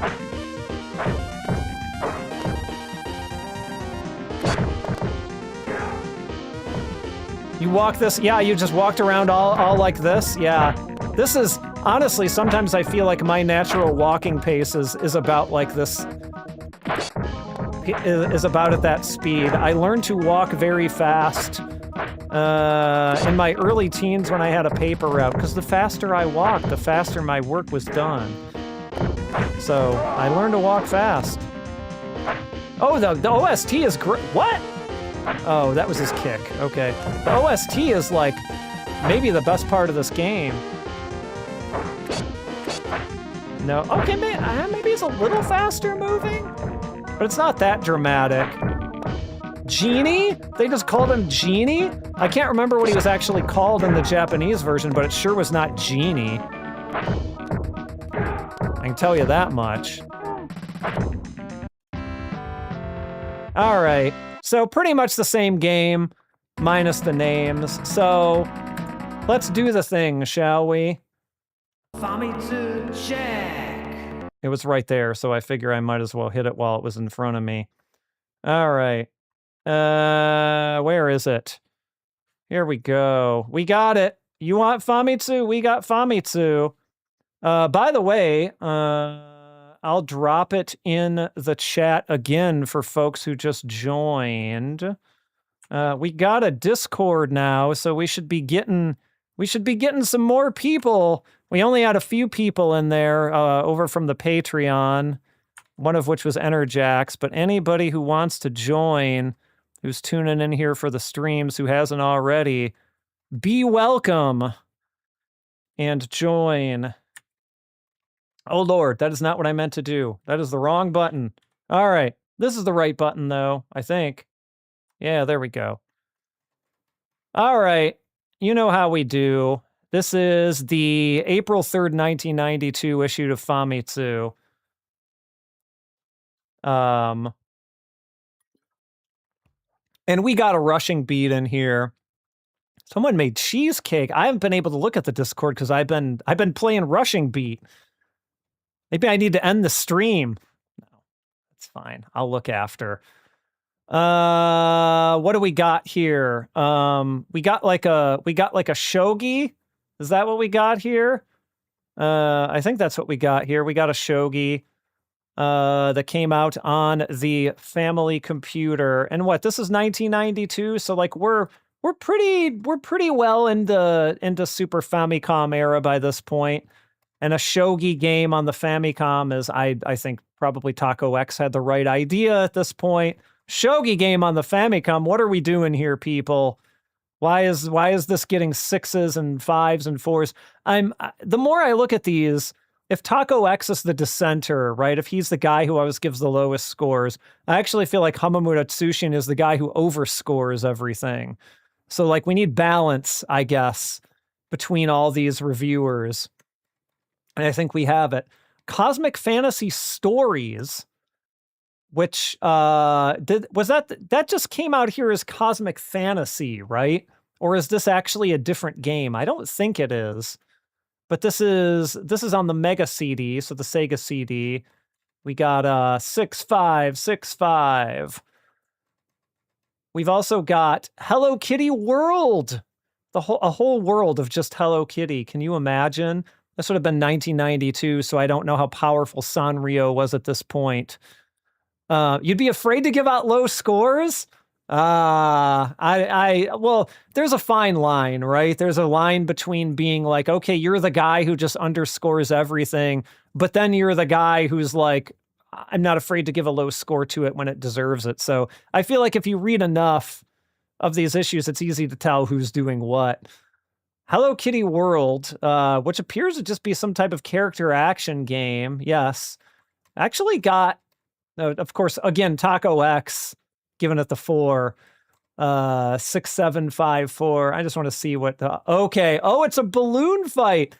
Taco X says no matter who or how you look at it, it's balloon fight. It's the balloon trip mode from Balloon Fight.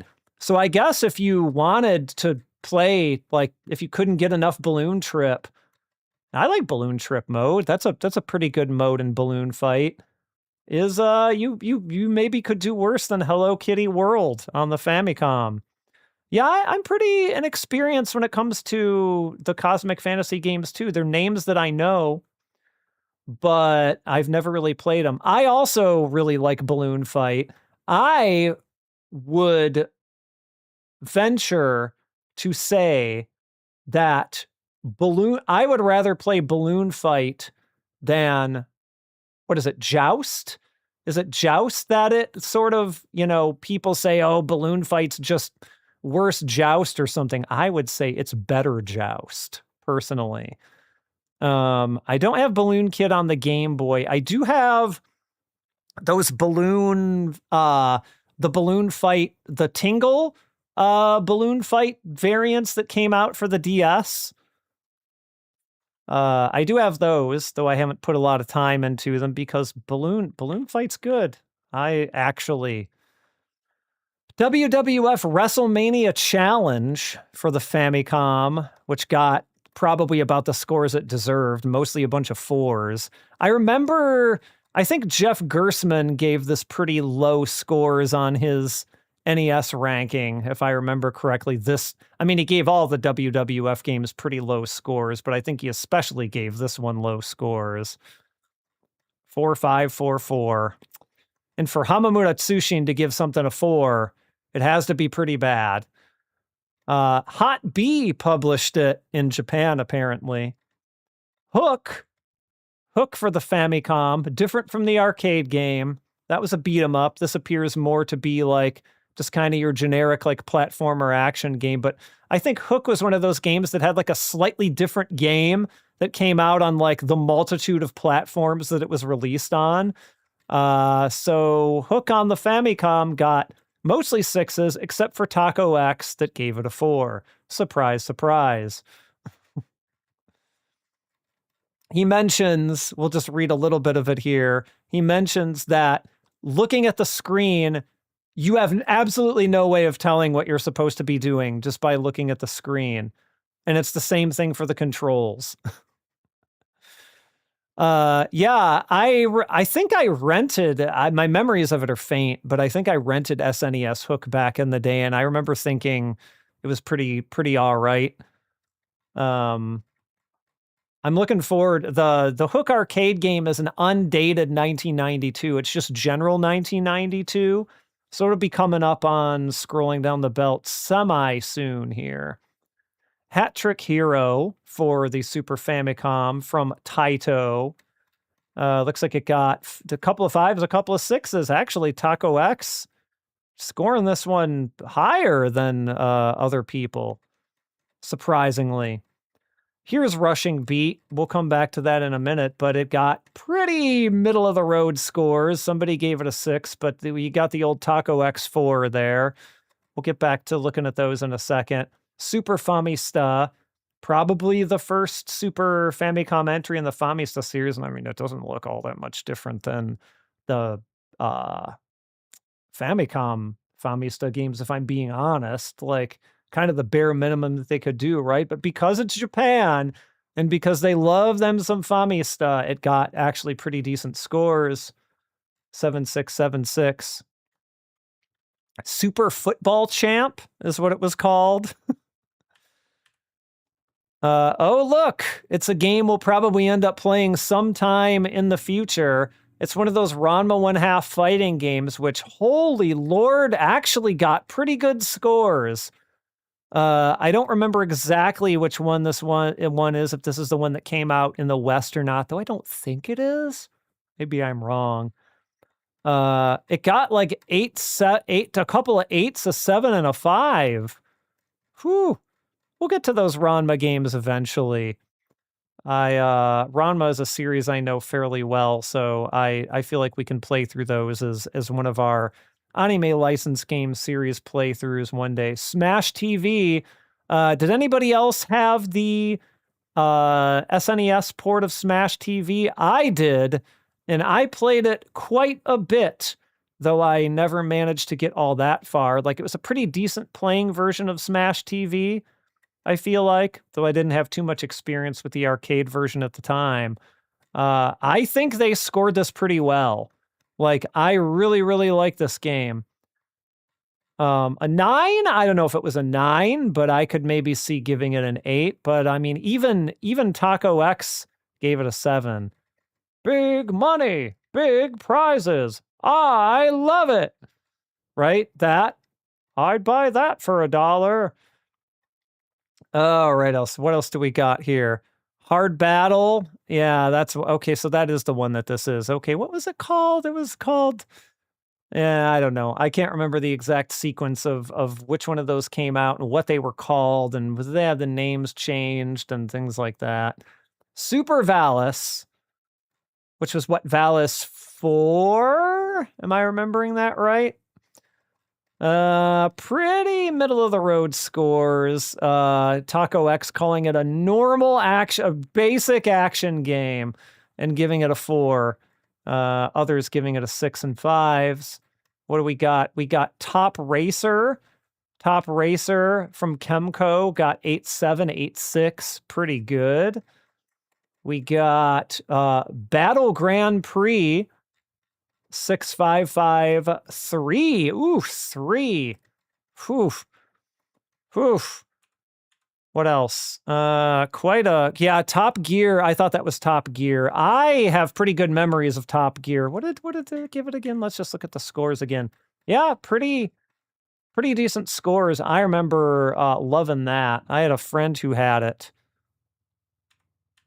So I played quite a bit of Top Gear. Welcome, Jank Frank. Welcome to Famitsu right now. We just played Rushing Beat. We're kind of going through this issue of Famitsu, seeing what got what for scores. We're gonna go look at Rushing Beat's score, talk about it for a minute, and then we are going to move on to Mutation Nation just after that. Top Gear is big in Brazil. Maybe F1 culture, I guess, probably has a lot to do with that, potentially. Tonight is a party. We got lots of folks here tonight. I love it. Big money, big prizes. I love it. Babel, which, yeah, here we'll just skip ahead to this. PC Engine Super CD-ROM. I don't know anything about this, actually, but it is a Nihon Telnet game, so that kind of tells me something about it. Got 7.555, so apart from Hamamoto Tsushin, pretty middle of the road scores. STG, which I assume must be a shooting game. Yes, it is, because it's all right there. Shooting game. 6.474. And we had what? We had Cardmaster. What? Rimusaria no Mon, is that that's Insho, I believe, like the seal, right? Of Rimsalia, which looks like it was another Super Famicom RPG from HAL Laboratories, actually. More of a dungeon crawler in this case. Oh, this was Arcana! Ah, okay, I remember it as Arcana. I remember seeing that one in Nintendo Power. Does anyone know this series? I believe this was a series. Kawano, what is this? Kawano Nushizuri? Is that how you'd pronounce that? I think. Let me see if I'm getting that right. Nushizuri. Is that, am I getting the syllables? Tsuri. Okay, it doesn't become Zuri. I guess it's just Nushitsuri, but River King is what they're usually translated as.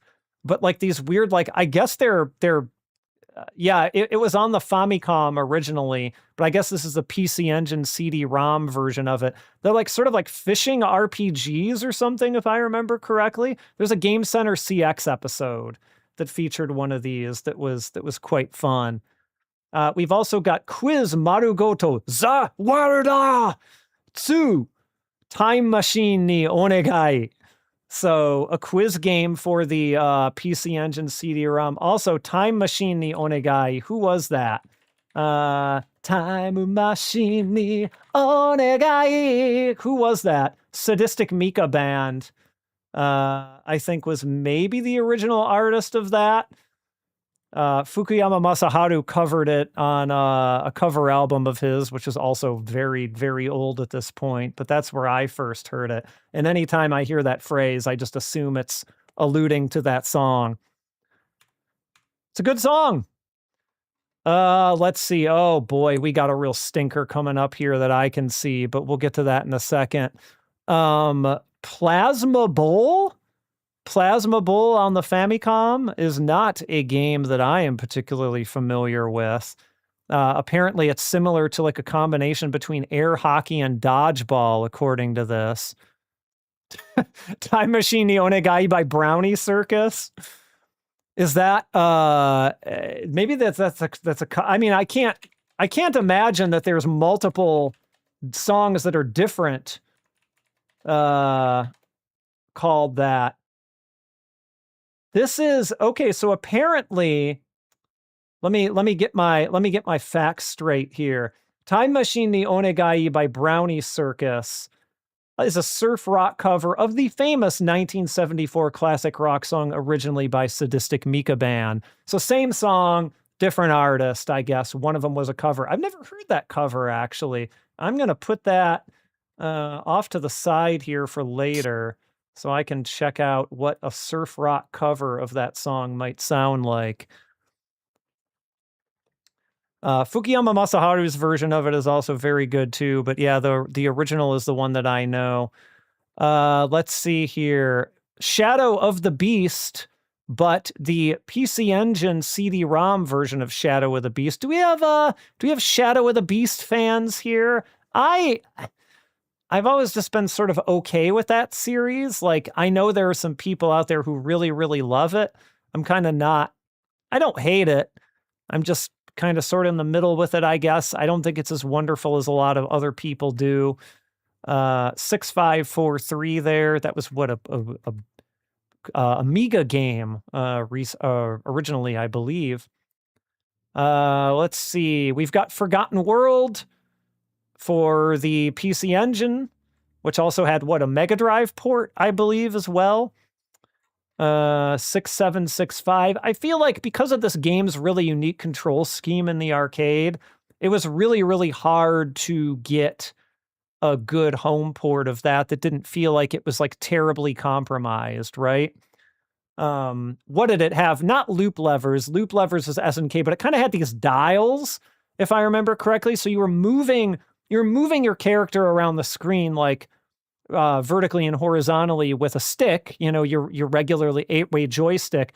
But then to aim your character, because you kind of had gun movement, you could fire all around. I believe you had a dial that you were turning. They had a Forgotten Worlds at Combo Breaker this year, actually. I believe it was Combo Breaker in the arcade there, and it had the dial and everything. I think they did. I think that game at least used the 3-button pad, but still, it's like playing Akari Warriors, right? Where you get the loop lever, that patented SNK loop lever in the arcade, and it's just like all these ports are just sort of weird and compromised because if you played it in the arcade, it's like muscle memory. The GC, I think are the GC controls, are those the ones so there is like a stick you can buy. Like a little kit you can buy. I'm trying to find it. I have it bookmarked here somewhere. Yeah, it's like GRS. So it's like, I'll drop a link in here. I actually want to make a stick out of this at some point so I can play Akari Warriors at home a little bit better. You can buy these things. It looks like there's some varying opinions on the quality. But it's like the old Akari Warriors, like loop lever style joystick, and it comes with like a little kit to make yourself like a little cardboard base or whatever, or you could put it, in a real stick or whatever. So I don't know, but that might be fun to do. It might be a fun little project. Pit Fighter, Starlight Midori Land said it. Everybody's favorite terrible fighting game, Pit Fighter. From Atari. This is the Mega Drive version of it. And my God, people gave it 7s, and I don't know why they gave it 7s. Taco X actually had some sense and gave it a 5. I mean, if I'm being as charitable as I can as to why they would have done such a thing, I would say because this was one of the first games to use capture like this, like capture of real actors. And so people were just really blown away by it in the moment.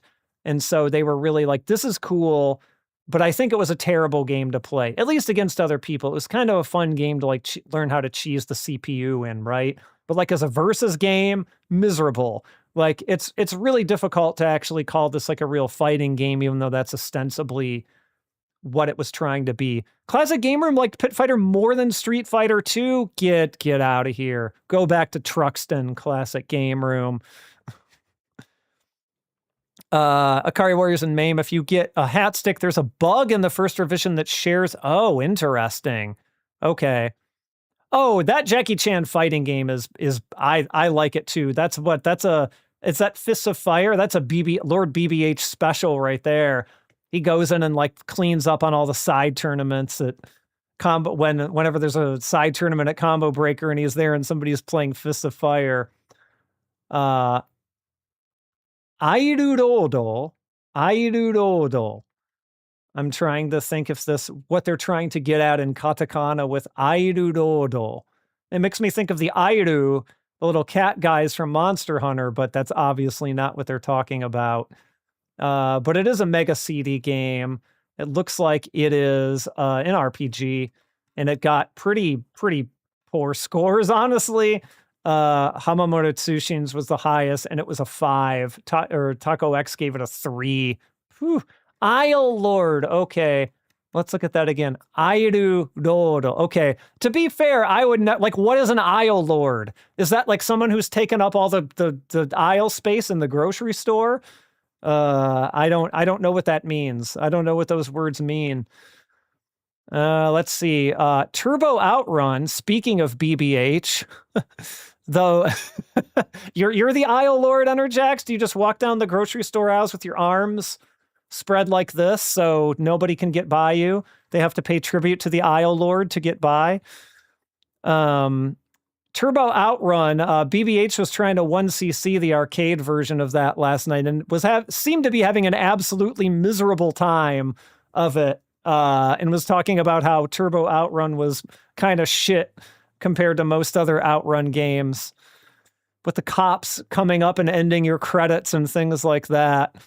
But this is Turbo Outrun for the Mega Drive, and it got fairly middle of the road scores, 5.564. I actually don't have much experience with Turbo Outrun. I have plenty of experience with regular Outrun. And Outrun 2. Outrun 2 is pretty great. Outrun 1, pretty great. I haven't played a lot of the Outrun games outside of that, actually. Art Alive. Yeah, was this the Mario Paint equivalent for the Genesis? Is this the one that even had, like, compatibility with the mouse? Was that a thing? It definitely looks like it was the Mario Paint equivalent, though. It's like making little animations and things like this. Taco X gave it a 3. Oh my god. Oh, Taco X. Never change. Everybody else gave it a 6, because, like, how are you supposed to score this as a video game, right? It's almost more like productivity software. That said, I played a lot of Mario Paint, if you can call it that. I assume this is Storm Lord and not Storm Road, but technically it could be either one. But I do not have any experience with this particular Mega Drive title. Apparently it is an American game, according to them. It got a 5.745. We've also got Slime World, also on the Mega Drive, another game I don't know. 7.878, pretty good. And wrestling, we've got Thunder Pro Wrestling Retsuden for the Mega Drive. Is this human? Yeah, I was going to say this has to be a human game, right? 5.355. Oh, Ubersaurus is familiar with the charms of Slime World, apparently. I've never touched it, but boy, like with these scores, even from Taco X, like there's gotta be something to this. I wish they would emulate Krautbuster. Which one? What was Krautbuster? This sounds so familiar to me. Krautbuster from Neo Geo. Or is this just a Neo Geo? No, this is, I guess, this is an AES game, right? Interesting. What about this makes it unemulatable, I wonder? Or difficult to emulate? Let's see. Boy, oh boy, there's a ton. I had not realized just how many games we had in this issue. My God. It never stops. We got another port of Shadow of the Beast, apparently. I believe it was the PC Engine CD version we looked at last time, and now this is the Mega Drive version, which I assume is much more compromised, being on a Mega Drive versus a PC Engine CD-ROM, 6653. Taco X was not a big fan of that one, apparently. We got any Chibi Maruko-chan fans out there? Because apparently there were at least 3 of them on the Game Boy, because we had Chibi Maruko-chan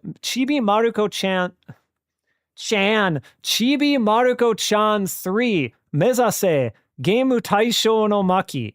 So aim for the Game Award. Maybe not to be confused with the Gamist Awards. Oh, Maddie is a Chibi Maruko-chan. Why do I keep saying Chan? Oh my god, I swear to God, I don't say it that way. Yeah, Enerjax. I think I've even played a Chibi Maruko-chan game at your place in the past, if I remember correctly. That is the only Chibi Maruko-chan game I've ever played, and I have no idea if this one is any good. But it got almost straight 5s, if not for Taco X. I feel like this is probably sort of like an early mini-game thing. Yep, it's talking about how it has 11 different, they call them sub-games here. I think they hadn't maybe come up with the phrase mini-game yet. Chibi Maruko-chan was a textbook for one of your Japanese classes. That's so interesting.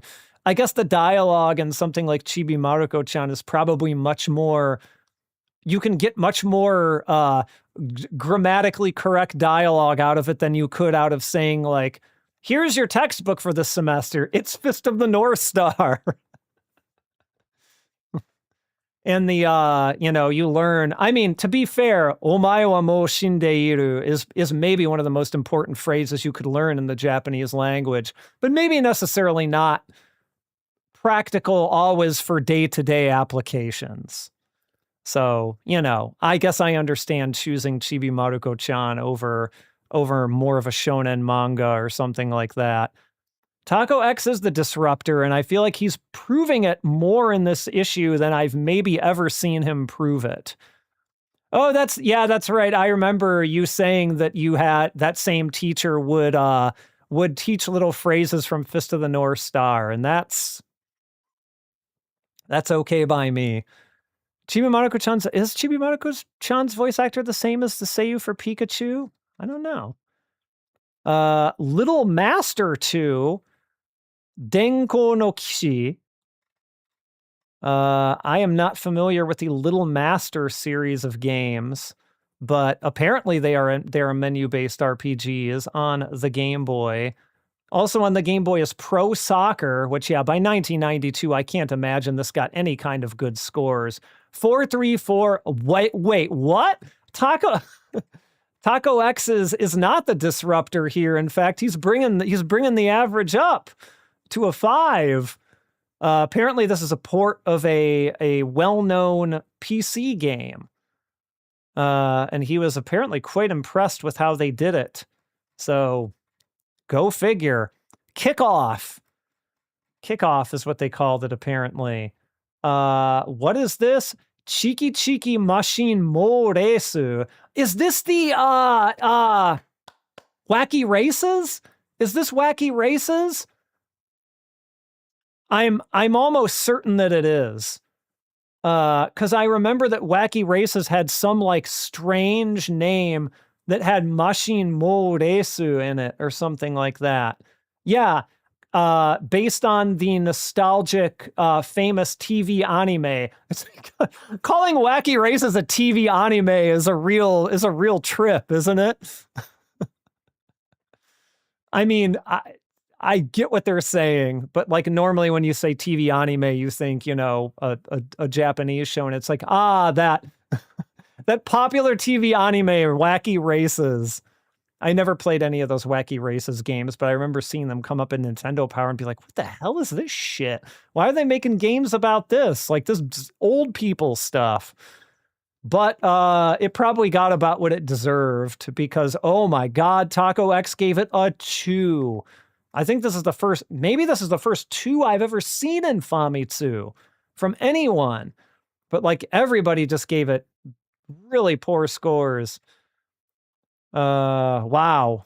Whew. They keep coming. Wow, there's actually another game in here that was in, we haven't played it on stream because I'm saving it for a serious stream, but yeah, I wish I could do a Muttley. I would do a Muttley for you right now if I could, but I am not capable of it. Captain Tsubasa versus, or maybe it's Captain Tsubasa Vriesu, on the Game Boy, 7565, and you guys all kind of maybe know how those Captain Tsubasa games were. They were kind of like soccer RPGs almost. There's a couple very well-known Game Center CX episodes that featured Captain Tsubasa, the Famicom Captain Tsubasa games. What's here? We got like a Mahjong. We got a Mahjong from Sammy. 6354. I mean, God knows how many Mahjong games there must have been on the Game Boy at this point. Yeah, I mean, we've seen some Hanna-Barbera cartoon or Hanna-Barbera stuff in like Game Machine, right? As like crane prizes and things like that. Monster World 2, Dragon no Ana, The Dragon's Trap. This is the Game Gear version, though. I don't know if anybody's ever played this on the Game Gear, which I assume is just kind of like the SMS, basically the SMS version, but like 6665. We got, what is this? Oh boy. Honno no, what is that? Tokyuji, maybe? Doji Dampe. I feel like one of his games came up in a previous stream, and I think I similarly got the name a little bit off. It's a Sunsoft game on the Famicom. You didn't miss the Rushing Beat review yet, Demguts. We have a lot of games in this issue, more than I thought, and we're still circling back around up to it. Taco X does not care for the Zhong. There's probably been a lot of the Zhong on the Game Boy by this point, though, to be fair. So, it's probably like too much of what could potentially be a good thing, I suppose. Morale dilemma of introducing my son to Top Cat. We've got Last Fighter Twin. This was the second Konpachi Heroes game, which was covered in the last episode of Scrolling Down the Belt. We didn't stream it because I actually want to do a whole Konpachi Heroes series thing one day on stream, but like this got very just sort of okay scores. Got a 4 from Taco X, even 5664. We'll play that on stream one day. And finally, before we go back to our earlier review, we've got Batman Return of the Joker for the Game Boy, originally on the Famicom, 6554. I have not played the Game Boy version of that. The what was it called? Dynamite Batman? I think it was called Dynamite Batman on the Famicom. I like Dynamite Batman. That's a good title for a Batman game. All right, let's go back. Where is it? AKA wasn't that the first Batman game? That was Batman with a gun? Or did he have it in Return of the Joker too? Everybody loves Batman with a gun. All right, here's Rushing Beat. It got 5564, and so I guess we're real hot on Taco X today, right? So we got to go back to our friend Taco X and see what he had to say.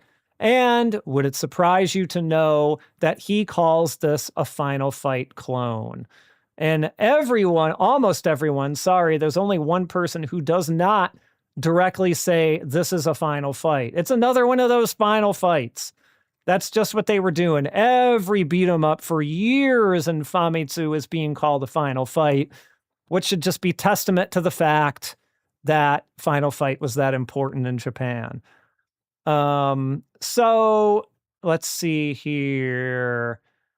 He basically says that the graphics and the gameplay, sort of the feeling of the game in general, is not really all that different. And sorry, he says there's small changes to them from Final Fight, but the game design is fundamentally the same. And I would say that, like, as a the fact that it's a beat 'em up, yes, the game design is fundamentally the same, but like you play Rushing Beat very, very differently than you play Final Fight, though they may have had such a short time with this game that they didn't really, uncover the power of the grab, potentially. Let's see here. He says it's a very hold on a second. No, not a bit. Okay, no. Okay. He says if it had been a more polished game, then that would all be fine. But it feels like the movement is, how to put this? A little choppy, a little loose. And we saw that maybe with some of the bosses, right? Like we had one of the bosses like kind of disappear and reappear at a certain point. If I remember, some other folks noticed that too. But yeah, I think that's a fair assessment, at least in terms of his criticism. Is it a 4? I feel like a 5 is the right place for it. I feel like whoever gave this a 5 is kind of going in more the direction that I would align with. I feel like a 4 is maybe a little harsh. But let's see who gave it a 6. Who is this who gave it a 6? This is Watanabe Miki.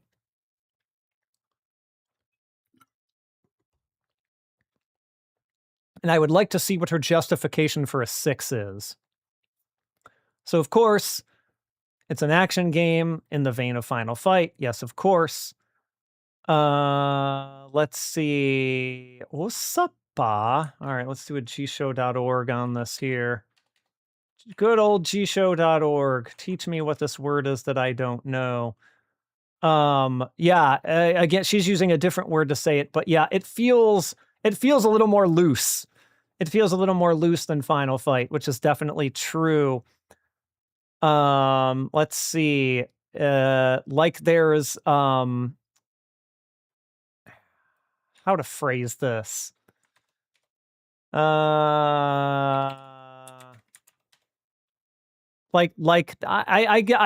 guess she's saying that the moves themselves, like the punches and things like that, are just not quite as smooth. Let's see here. She does like that the stages have a lot of identity, though, which is something I actually said too. Like how you go through stadiums and things like this, right? You're in distinctive places for pretty much each level of the game. Like there aren't too many levels that are just, you're in generic place. Though Final Fight, again, also known for its identity-filled stages, right? But the enemy characters that appear in there are very plain. Yes, they are. And so they all kind of feel the same. So she didn't say too much kind about it, but yet she somehow managed to give it a 6. But I feel like in aggregate, this is about what that first rushing beat game should be scored, I think, right? I don't think they were too off base with this time around. All right. Let me get our next game ready here. Just a moment. Got to change the marquee to our second title of the evening. And I think I will probably be using some continues on this one too, because I did not particularly come that close to 1CCing it when I was playing it for the footage recording. But we have today Mutation Nation. If you like freaks, if you like little freaks, this is the game for you, because we got lots of them. We got freaks by the dozen. Let's see here. Mutation Nation. Let's play US revision here. Let's pause it and switch ourselves over to MAME any second now. There we go. There it is. You bought Mutation Nation? The Neo Geo cart? $40. That's probably a good price for Mutation Nation, I feel like. Mutation Nation's not terrible.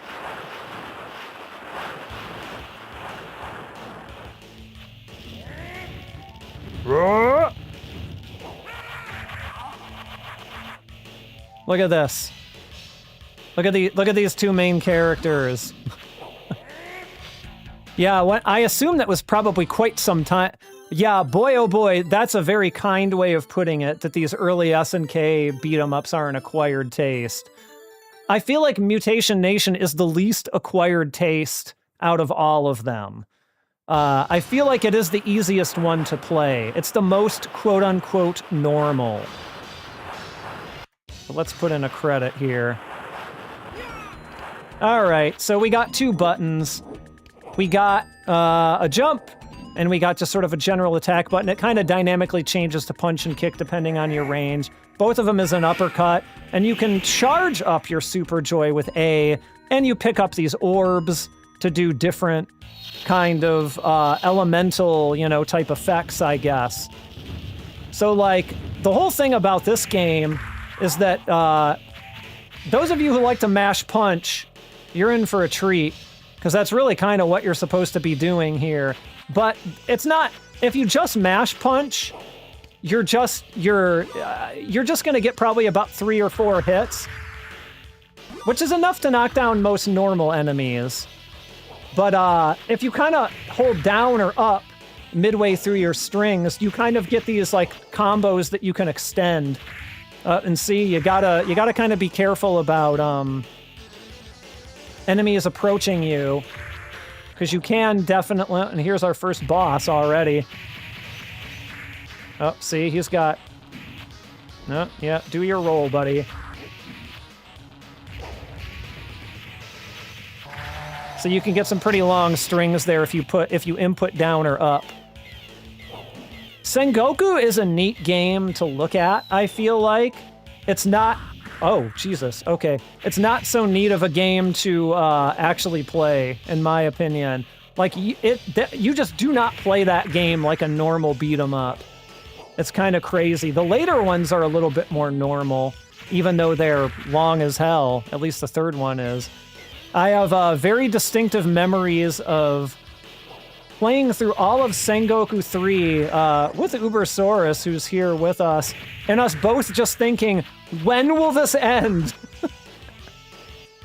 I'm sure he remembers that still. But I feel like it was maybe one of the longest games I had ever played. What are these, like, wombats? Or, like, what are you guys? And see, they kind of range you out with these attacks. So you really got to be careful. 8-man. Oh, man. 8-man's quite a pull. See? He, like, stopped. Yeah, you should be scared. They're little freaks. 40 minutes, but it felt like 3 hours. That's, accurate. And these orbs also restore health. And so, really, you're charging up. So, like, except they broke it. I was gonna use my, my Super Joy there, but then all the guys left the screen. And so what the hell was the point? But really, like, they give you plenty of these, so you're kind of just supposed to use them and not be too precious about saving them, I feel like. At least that's how it feels to me. Like, the game is not always, but, often giving you more, let's say. And a maximum of 5. So actually, I'm kind of being wasteful by having not used one by now, so probably I should. Next time I face any amount of, challenge, I probably should at least burn through one. Yeah, there's lots of creepazoids. Resource routing beat-em-ups. Yeah, I don't know. Sengoku 1, I would say even way more so than this one. Like, there definitely is routing to be done here, but I feel like Sengoku 1 was just like the ultimate version of that, whereas like Mutation Nation is like less so. And see, we can use some supers here. Turn into liquid like Alex Mack. Yeah, it's very trauma for sure. It's got that vibe. All right. When you get surrounded in this game, like, you're kind of in for some pain, so I'm always sort of trying to get to the other side of the crowd here. But I took a little more damage than I would have liked as a result there. All right, let's see. We have... And yeah, knowing where guys are going to come down is a big help. I don't particularly have that knowledge, but I recognize where it would be important in this particular game. Because if you can be in the position that they're coming down, like, you can get yourself, you know, to where you're not going to be, like, surrounded as much. Yeah, I'm also surprised that there has not been an Alex Mack revival attempt. Like, that show was so big back in the day. Because these guys, as you can see, do not really ever want to concede ground to let them, to let you get to the other side of them.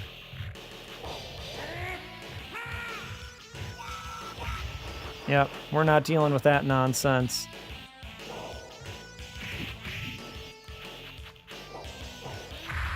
Bosses or big enemy groups are really kind of prime time to charge up that super for. And it doesn't take away any of your health as long as you have orb stock. If you do it with no orbs, look at this man. Oh, that's right, you gotta jump. I got it off first though. When he jumps, let's see. Yep. Because he stuns you there. Might as well burn my last one. Get through as much of his health as I can here. Oh, yep, we fall down the pit. Let's see, come on. Do a jump to the next plane. So you can kind of get some good strings there. And when he's flashing like that, he can't take damage. So there's really kind of no point. There we go. Ugh. Goo. Super Spy Sengoku when a Magician Lord got it. Yeah, they get Super Spy is really something. That game takes so long to clear. So long to clear. It's always fun when BBH tries to do a Super Spy run. These are like some Kamen Rider-ass villains here, if you ask me. These guys who are appearing. Yeah, no health refills between levels, by the way. You get what you get. No help between levels. Neo Geo's crazy throwing pixels around. Yeah, I mean, like, regardless of what you think of this as a beat-em-up, right? Like, it's a cool-looking game. And these guys especially like to poke. Yeah, that little poke from a distance there, they love it. They've gotten me with that so many times.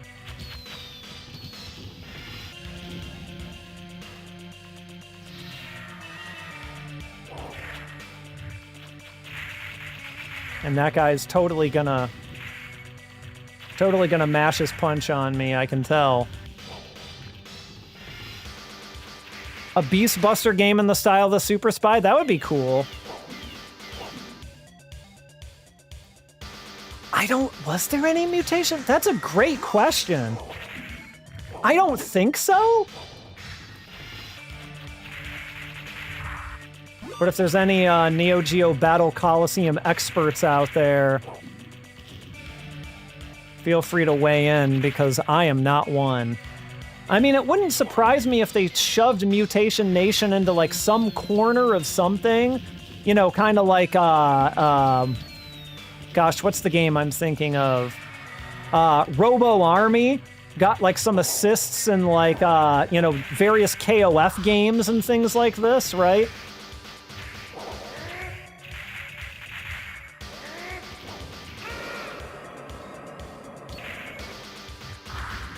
Whoa. Okay, I did not see that. This is not...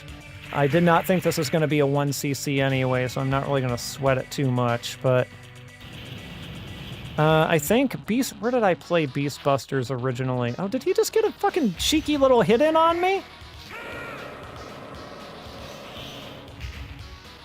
Ass. I'll burn through as much of this as... Oh, God.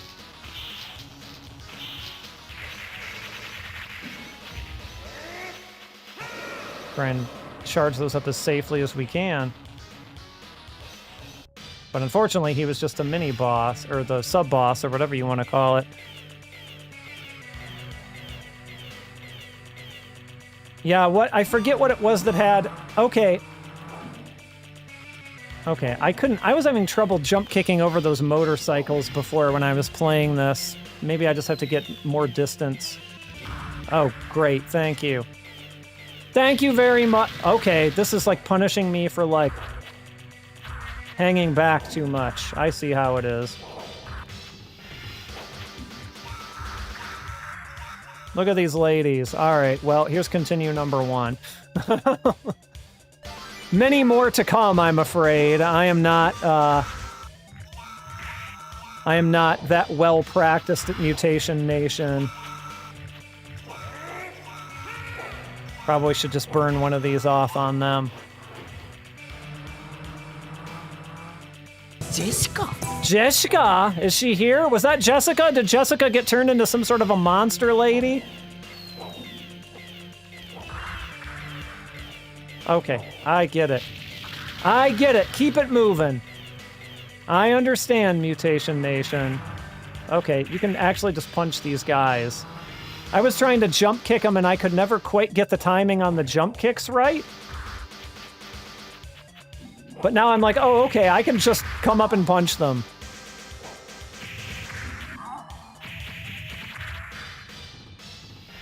Yeah, Ricky or Johnny never came. Yeah, I guess they Mutation Nation really was just kind of forgotten. Which is a pity. And Robo Army, of all things, was remembered, which is just insane. I think MAME just killed the sound. That is not... Do not check your television sets.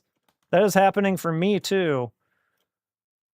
This is a newer version of MAME, so I suppose whatever sound problems... I was messing around with the INI files, and I was never quite able to figure out... Someone was very kindly making suggestions on the stream before. And I tried messing around with INI file values, and like nothing quite seemed... Like ever since they updated the way that that sound worked in MAME as of a couple versions ago, I cannot get this reliably playing sound on pretty much any game. So maybe after this boss, I'll switch. I think I have save states back on maybe the other version of MAME. Okay, so it's just music. It's that sound effects are actually still here.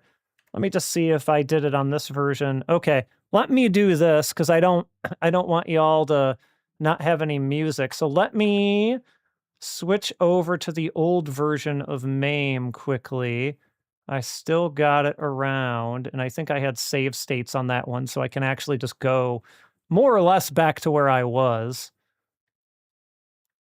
One moment. Oh, you are! Oh my goodness, I'll remember that. If you have any thoughts as to why the sound cuts out on me like that in almost any game, as far as I can tell, it happens across almost anything I play. I would certainly appreciate advice. Yeah, I guess I could go Final Burn, but I have a feeling this is not just like a MAME bug.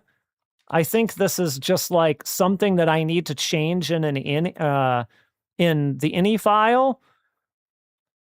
And I just haven't hit quite on what it is. That's how I feel anyway. Let's see, what version of this did I play, and so which one would I have the save states on? It looks like it's probably this. So let's see it worse. So we get to the area. Okay, so we're skipping over second boss, but we're back where we were. And we got sound, so that's good.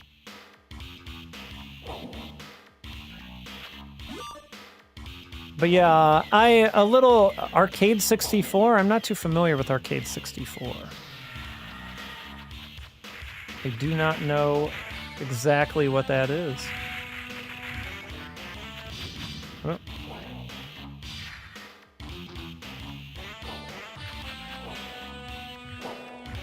Come on, goofball. Maybe I'll have to... Is it an arcade, I mean, I assume it's called Arcade 64. What else would it be, right? Is it trying to be like a MAME competitor or something?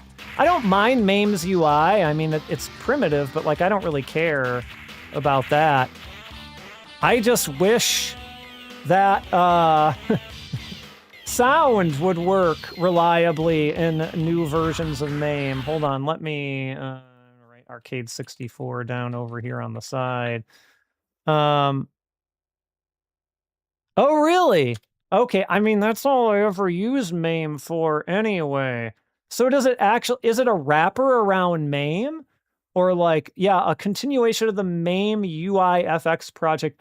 It's based on the latest MAME source at the time of release. I see. So like MAME will have a release, and then they'll do a release based on the newest version of MAME. Okay, that's interesting. Well, humorously, when I go to their website, maybe I need to get it from GitHub or something.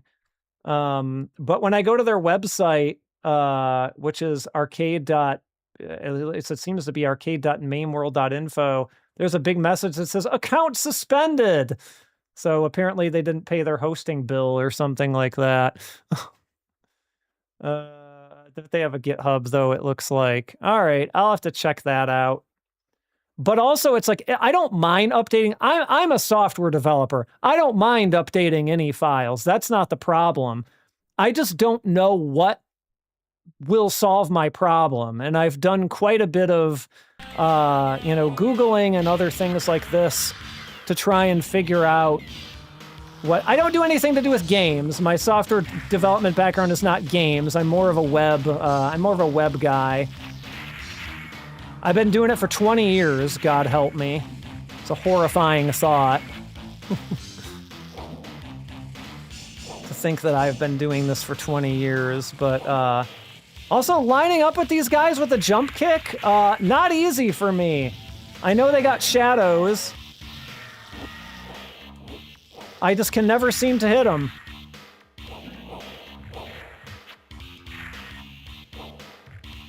Yeah, okay, it wasn't just me then about the site.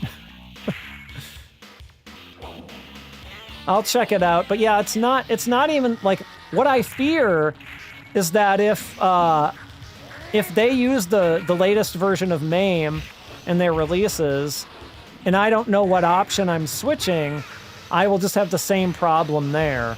But you know what? It's worth a look. I'll install it and I'll see if it makes things any easier for me at all.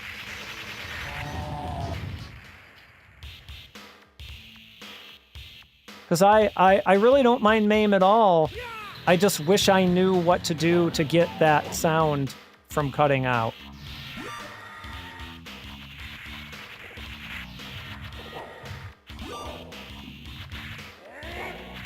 Yeah, I was dumb to charge it up over there.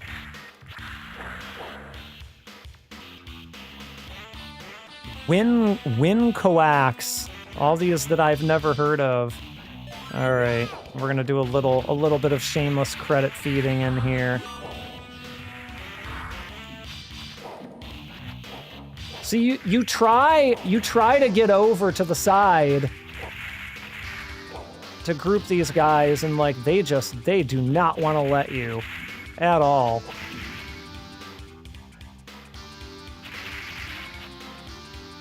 Oh, for C2, the C, what's on the C2 board again?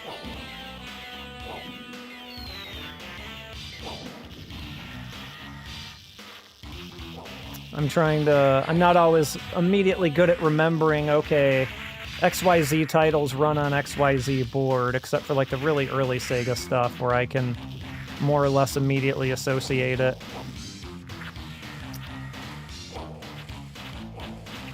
Half the time I think, should I even bought like, yeah, this is, level 3 is where it really becomes like the breaking point for me to where like routing and like the management of these guys just becomes pretty difficult, at least for me.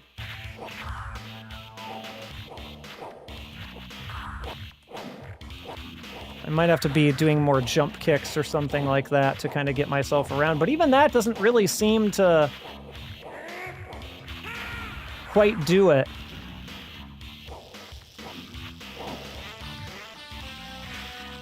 I suspect it's an easier game than I'm making it out to be, but it hasn't 100% clicked with me yet, I don't feel like, as you can see by the fact that now I'm just really credit feeding.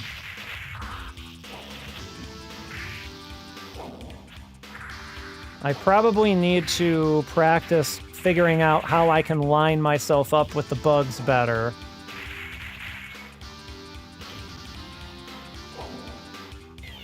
For one.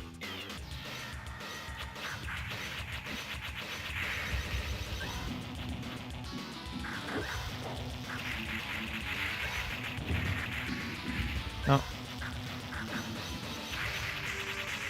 Nope, surrounded. That's bad.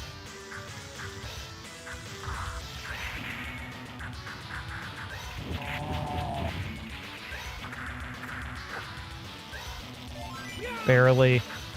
And yeah, you get like 1 life per credit, which makes this a little bit brutal. It's certainly not the only beat 'em up to do that. But it's always a little rough when it's like, no, you really only get, you know, not so many screw-ups here before you're just kind of done. Right. No, I know, I'm moving.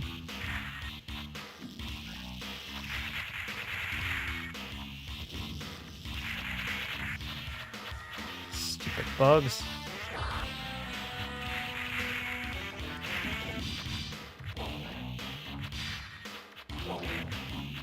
I guess grabbing them to reposition when they're kind of on the edge of the screen is really something I need to get a little bit better at here too, and also not walking into that would be good. I feel like I've seen people more effectively using jump kicks, but like every time I try to use them, it ends in tears, really.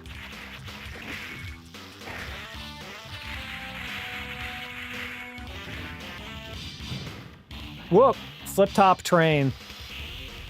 You know, like there are.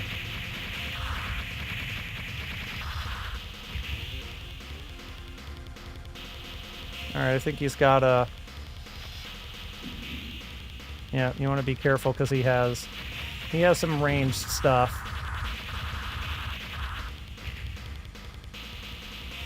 Oh yeah, totally. I see what you're saying. The King of the Monsters, yeah. Okay, I feel like usually he's a little more troublesome than that. I remember him actually doing things, but here he did nothing.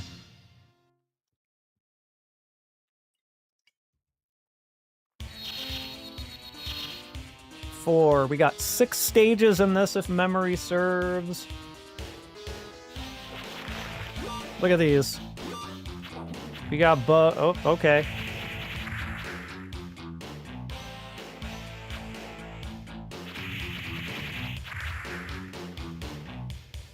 I was more of a King of the Monsters 2 guy. Because they kind of made it into a beat 'em up there. The King of the Monsters one was fun for what it was, especially if you had somebody else to play with. I don't think I never really put a whole lot of time into King of the Monsters 1.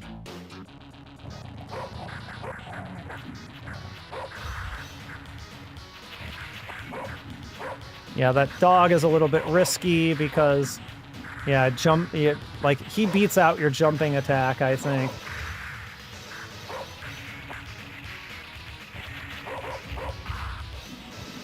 I'm getting too close to him and doing the punch.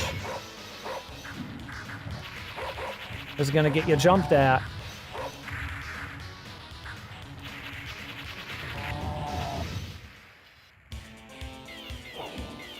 Yeah, 1 was tough, especially if you were, you know, playing against the CPU. I remember... Oh god, you guys are here.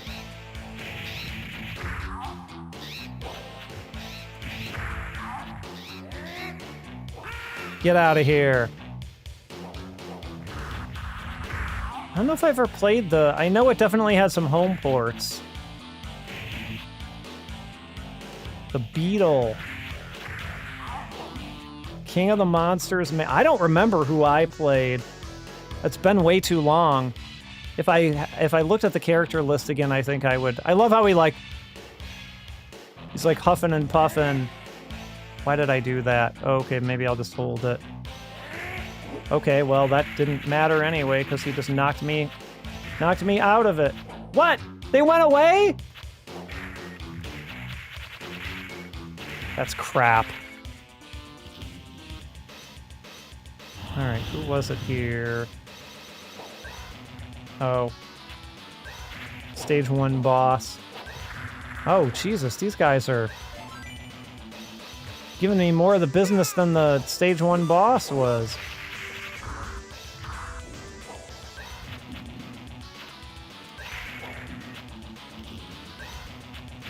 Yeah, the Astro guy is who I always think of. I feel like that's who I might have played.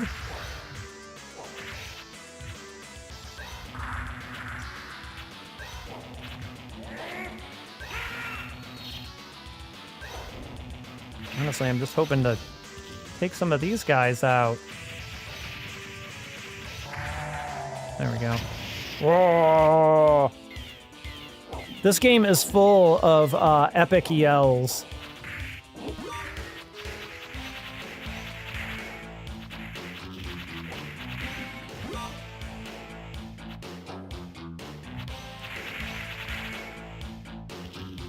If you like yells and little freaks.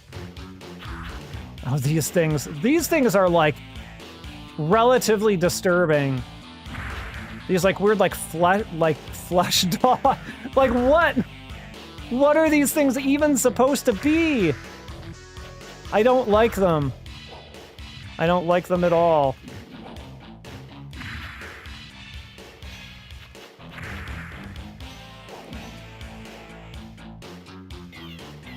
Oh, is it? Who's the guy who normally did stuff for SNK? Ah, shoot. I was trying to use the special there.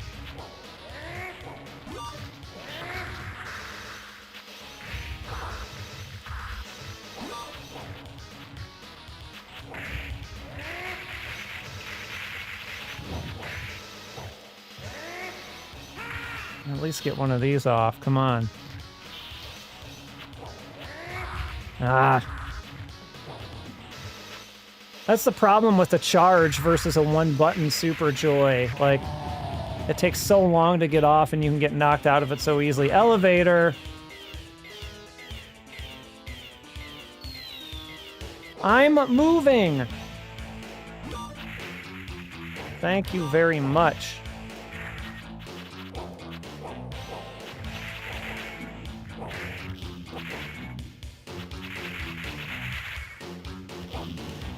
This game does not want to let you stand still for a goddamn second.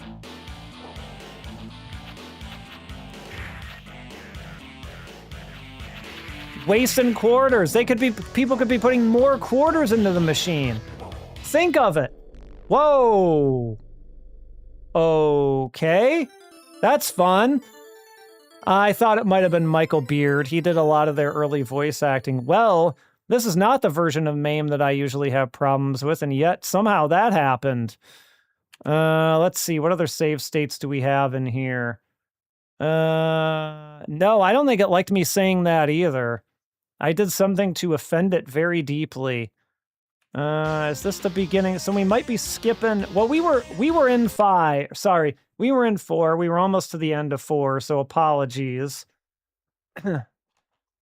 I don't want to start over from the beginning.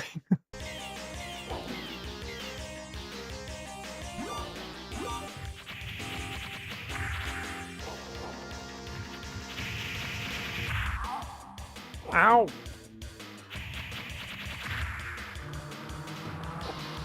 See, jump kicks, I can never quite get hitting them with jump kicks right. The ROM is mutating.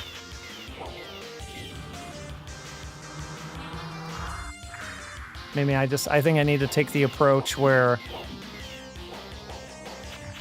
I just need to get up in their faces. Well, not these guys' faces.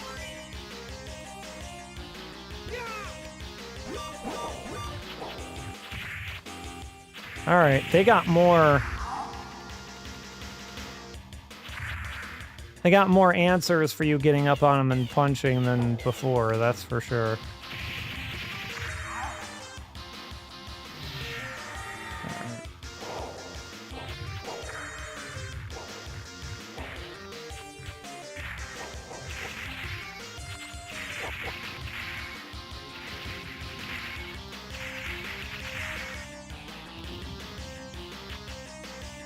Always 2. 1, 2.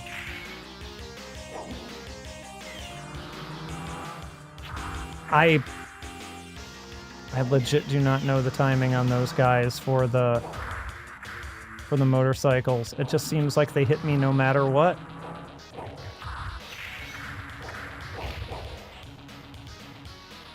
Mashed potatoes. I could definitely see that.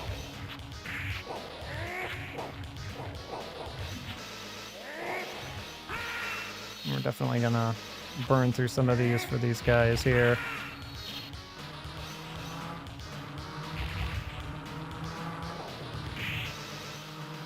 Trying to avoid motorcycle guys while this happens.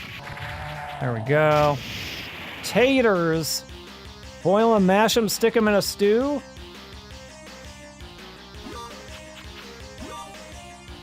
I love the guy who blows like the noxious fart gas here. That like follows you around.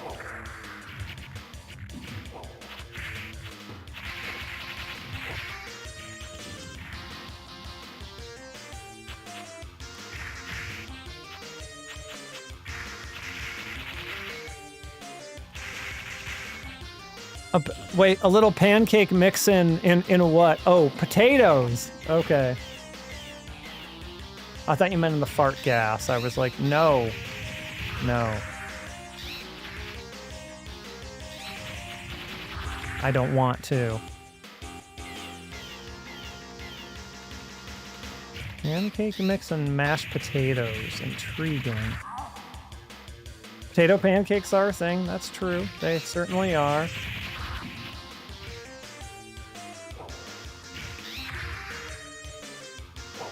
All right.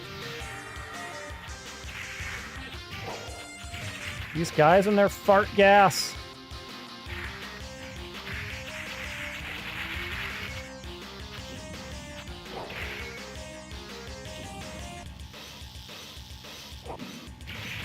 Two of you. I don't like that.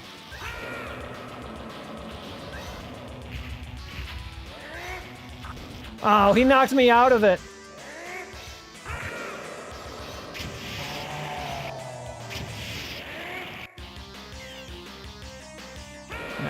We're gonna have to let that... Oh. Well, I guess it didn't completely go to waste. I don't know how this game manages to make someone hungry, but you know what? That's okay. This is about one of the least... Alien Syndrome is about... Sorry, yeah, I think I'm thinking of the right game. It's about the only, game that makes me less hungry than this.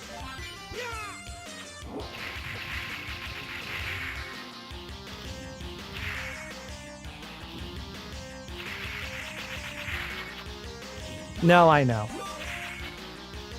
But you got hungry for potato pancakes while watching this, is the point I'm trying to make here. Even if that's not actually the reason that you got hungry.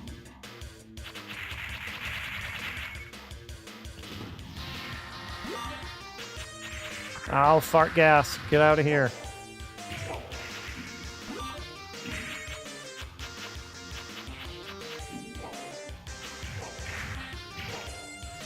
Oh god, it is gravy! Ah! Ah! Don't like it. It's terrible food. It's terrible sewer food.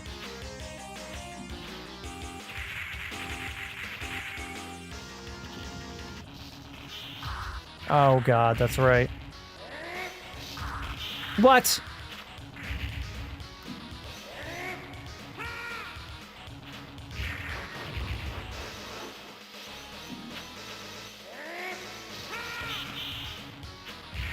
Cyberlip's good.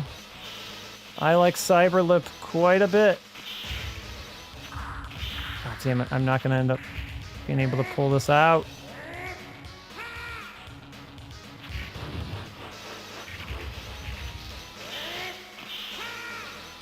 Let's see. Okay. I can't remember if there's any other enemies before the boss or not. Let's see if I can get the boss strat. So these guys are a famous wall for people, right?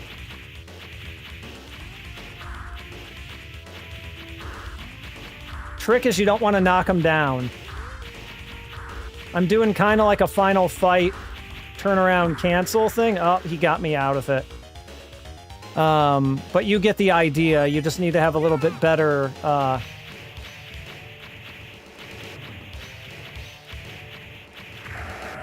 like that. BBH can do it without turning around. I tried spacing my inputs better and I just couldn't quite replicate what he was doing. So I thought, okay, what if I think about this at Final Fight with a do-do-do, do-do-do, do-do-do, you know, the punch like that. And so that's what ended up working for me. Yeah, that boss is like famous. Look at this guy. Here is your graveyard. I feel like he's a guy who would go, he seems that type to me. Call me crazy.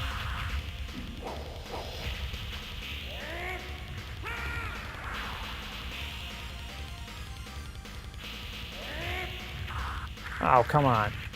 Nonsense. Alright, come on, let me see if I can... This fucking guy and his... Jumping!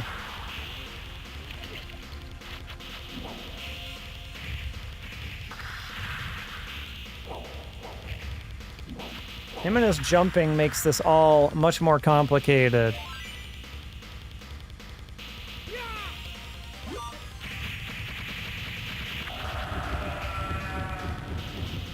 Okay.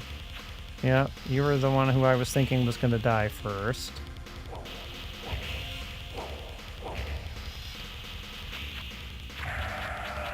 You literally just needed one punch. One punch! Another elevator. When one isn't enough. We're definitely in the streets. Okay, well that we weren't really doing too much fighting in that one, I suppose. And here's the stage 2 boss over again. Oh, what the heck. We'll use the thing on her.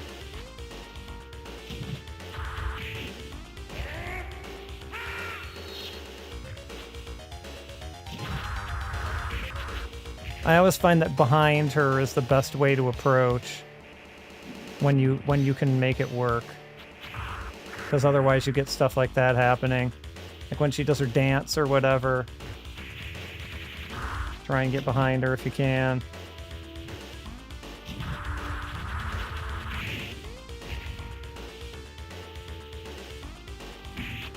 She just likes to dance, okay?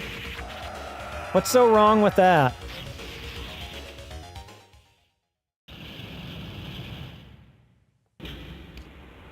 Another elevator. And yes, we do have to fight the sorry, we missed this boss earlier because of MAME difficulties.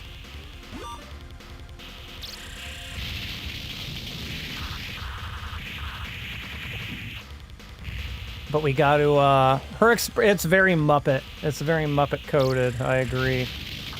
Oops, walked right into his slash there. So his thing is he loves to do this. And then when he comes down, unless he's off axis from you like that, in which case he's gonna do something nasty. He was right in the middle there, so it was really sort of hard to tell exactly where he was gonna come down. I might not actually be able to damage him when he's up there. I never really thought about that. Okay, so he is up here. Maybe I need to be down. Keep down on top of me, though. Oh, gosh. Okay. This guy is certainly not a Muppet. I'm not really sure what he's meant to be, but it's nothing good. Right, so now he's going to come down there. There we go. Should be getting there.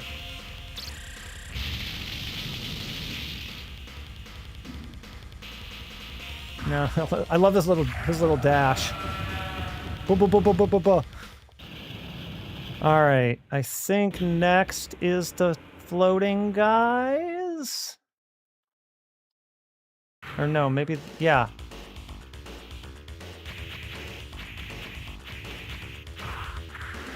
Usually, I'm not really sure, because see, now the problem is, like, he's locked into me.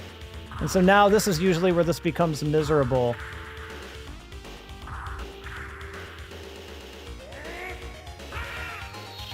So I got kind of off on him for whatever reason. And so now this is the usual experience with this boss. You're just kind of trapped in this, like, inescapable...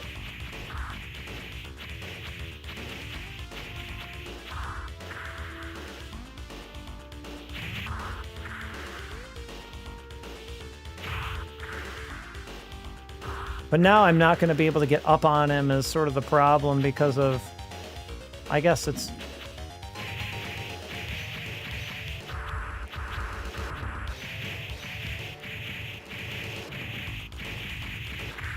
I think I was just going for too long strings.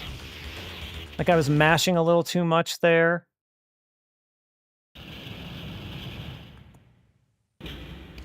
All right, now I think it's final boss time. And boy, oh boy, you might think that after a boss like that, the final boss would be the hardest thing you could imagine, right?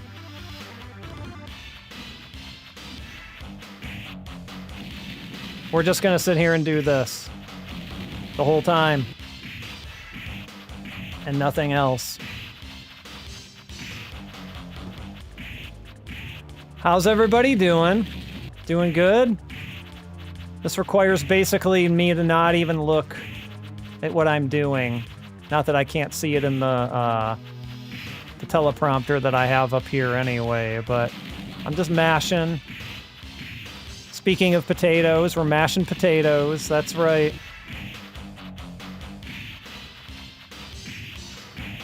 So very, it's a pure neutral. You got it. This guy's got no neutral game. He's trying to skip, but he doesn't know how to skip. That's exactly what's happening. And he's got all that reach, too. Look at those claws. You'd think you'd be able to get something going, but he just can't.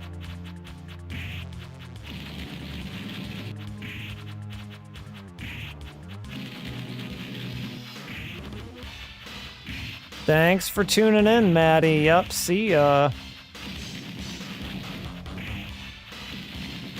This guy's almost done anyway, and we maybe won't go through. We'll see how much is in Famitsu.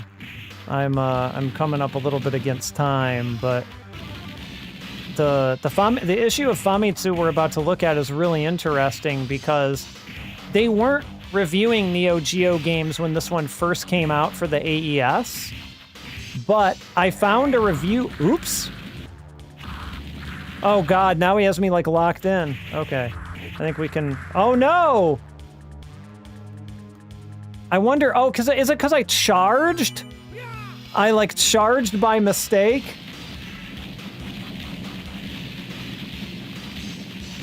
Can I even get him back into it? Yeah, I think I can. I was holding down the button a little bit too much instead of mashing it. Guess I got to be careful.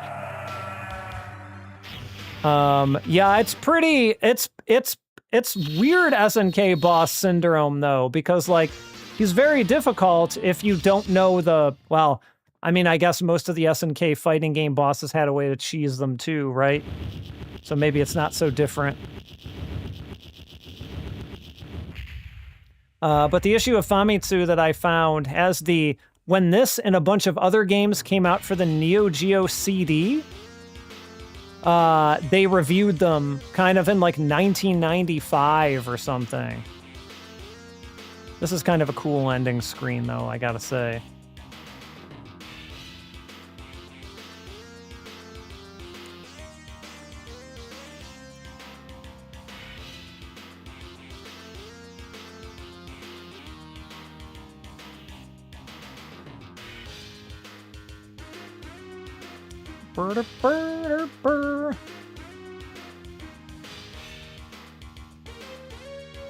Makes you miss your dirt bike. Get another one. And I think it just sits here on the end screen here, if I remember correct. Oh, no, it doesn't. It resets. Okay. Well,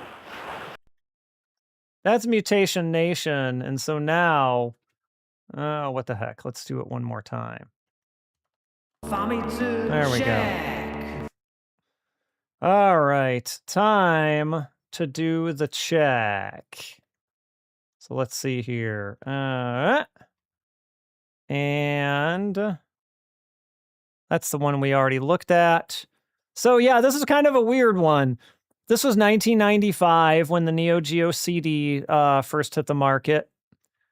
And this was a special Neo Geo Games cross review that they did, I guess, just for this. So they did a pretty decent amount of Neo Geo games that they hadn't, I guess, been able to cover before. So they have like Sonic Wings 2 in here, which, got a 7768. We have no Taco X here, by the way. We have a pretty unique crew compared to what we've seen. Some names I don't even recognize, honestly. We have like Top Hunter 6675. We've got Cross Swords 8556. Ninja Combat and Ninja Commando, both 7666 and 5674 for Ninja Combat. Fun fact, back in the day when I owned a Neo Geo AES for a brief stint, I had only 2 cartridges. I had the King of Fighters 98, and I had Ninja Combat, of all things. So I don't know what to do with that information, but, you know, there it is. Let's see. Yeah, Cross Swords. I think this was Cross Swords 1 that they were talking about here, if I'm not mistaken. We've also got Magician Lord, of course, because we have all these like Neo Geo launch games that were now coming out again on CD, right? Which was 5553. So we have a dissenter there on Magician Lord, which was, to be fair, pretty old by this point. Nagi, which I'm trying to think what they called this in the US release. Blues Journey? Was this Blues Journey? Not one I've really spent too much time with, so I can't recognize it on sight. 7674. We've got Rally Chase, which got 6655. I've never played Rally Chase for even a minute in my life. Okay, now we're getting into some of the good stuff. Here we go. This is what people are here for. So KOF 94. 6668. World Heroes 2 Jet. Now we're talking. There's a game. World Heroes 2 Jet. 7667. I guess it can't. Well, let's see. It got one less point than KOF 94 there, but it got one more point here. So tied with KOF 98 World Heroes 2 Jet. Now we're talking. Shin Samurai Spiritsu, I believe, was Chu, if I'm not mistaken. Yes, this is Sam Show 2. And obviously this deserves better marks than any of them, right? Surely we can all agree with that. 9799. Yes, this is what I like to see. This is Famitsu doing a good game justice, or maybe not on the Neo Geo CD because you're taking forever to load that way, but still, Sam Show 2 is a good time no matter. It is GOAT. Sam Show 2 is definitely goated. Fighter's History Dynamite I also think is pretty goated too, but it's not going to get as good of scores, obviously. 6667. So pretty similar, though not that far behind some of these games. You never actually played Sam Show 2? Oh my gosh, you're in for a treat if you ever decide to go back and play any of those. Fighter's History, yeah, Fighter's History 1 was on the Super Famicom, if I'm not mistaken. Or am I thinking of something else? I feel like it is. Mizaguchi wins! And of course, you get your all-time sound bite, Balloon! Because Karnov was in it, though you don't see Karnov pictured here at all. Gangan, what is this? My brain is shutting down, so I'm not going to get the whole name. But yes, this is indeed Aggressors of Dark Combat. A much more, it's an acquired taste, but it got, they're giving all these pretty decent marks, like 6676. Yep, Karnov's Revenge is what they called. I also miss Data East. I will echo that sentiment for sure. What else we got? Dunk Dream. Do we have any Dunk Dream fans here?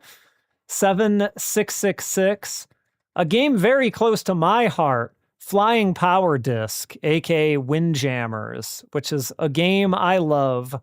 I have been in Windjammers 2 tournaments before, a few of them. I've not won any of them, but I love Windjammers. 1 or 2, I'll take either one, though mostly these days they do tournaments for 2. If you go to fighting game events and the like, 2 sort of, knocked 1 off most tournament rosters. Let's see. It got 8767. I'll allow it. Those are pretty decent game. Those are pretty decent scores. 20 Super Baseball 2020. The words are kind of flipped in the Japanese version here because we have the year first. 6567. We got Viewpoint. 8877. Viewpoint's a good one. A nice isometric shooter. Mutation Nation, the game we just played. We'll look at some of the review comments in a minute. 6656. I think that's actually very fair for Mutation Nation. 6656. What does everybody else think? What else do we have here? Ghost Pilot. A very average, I would say, Neo Geo game at best. It does not deserve a 7. Probably these 6s and 5s are more like it. 7665. We got the original Sengoku, which got, what did it get? 5554? I think that's right for Sengoku 1, if I'm being honest about it. Sengoku 2, I haven't played in a while, and we haven't gotten to it on Scrolling Down the Belt yet, so I don't have much of an opinion. 666, all 6s for Sengoku 2, but I definitely remember Sengoku 2 being at least a more playable game than 1. I know it's Famitsu, but even 6 for Ghost Pilots is crazy. Yeah, that's probably right. Power Spike 2 volleyball 7576. Wow. Original World Heroes, which honestly I've got some fondness for that original World Heroes game. I'm not gonna lie. 6565, which is I think probably pretty good in light of like World Heroes 2 Jet and probably perfect and things like this, right? I had the Super Nintendo port of the original World Heroes that I played surprisingly a lot. What else do we got here? We've got Quiz King of Fighters featuring Best Girl Charlotte 7656. It's a quiz game. It's kind of neat that it's King of Fighters, but it's a quiz game. Let's see here. Saka Puroru. Trying to like wrap my mind around what they're going for in katakana there. 5775. But I mean, I haven't played too many of the Neo Geo soccer games, so. And what are these? They're not victory goal. What are these games called in English? What are they called? Sidekicks? Like, are these like the super sidekicks games? If I'm not mistaken, is that what they ended up calling these in English? I'm trying to fact check myself here. Because they're called what? Tokten O here. Yeah, super sidekicks, Tokten O. Remixed arrangement of Nam's 1975. Oh, wow. Yeah, some of these, the cool thing about a lot of these Neo Geo CD games is they had arranged soundtracks. Not every single one. Oh, that Sengoku on the Super Famicom is a fully different game. Like, you cannot even call that a port. Like, that is a Final Fight style beat 'em up. That is like, there's not even any comparison. I actually think it's more fun than Sengoku on the Neo Geo, but it's certainly not as distinct. World Heroes 2, 7576. Cyberlip, another favorite, 6674. How many more of these do we got? Okay, we're almost done. Good, that's good. Let's see here. Fire Suplex. I don't think I've played any wrestling games on the Neo Geo. I'm sure that probably, did that have a different name in the West? I don't know. 6576. We've got Baseball Stars Professional 5655. Pretty solid baseball titles. Robo Army, which I go watch the it's 3-count bout. Okay. Go watch the Scrolling Down the Belt. It features Robo Army if you want to know my thoughts on that. That is I think one of those just weirdo Neo Geo beat 'em ups that's kind of difficult to play. 6566, probably about what Robo Army deserves. And Fatal Fury 3, Garo Densetsu Suri. Eights across the board. Pretty good for Fatal Fury 3, I'd say. That's a good set of scores for that. All right. Before we wrap for the night, let's take a look. Ooh.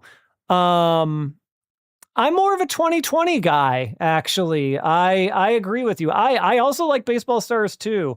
Like I'll take any of them. But I 2020 is kind of my go-to Neo Geo baseball game, I would say. Agreed.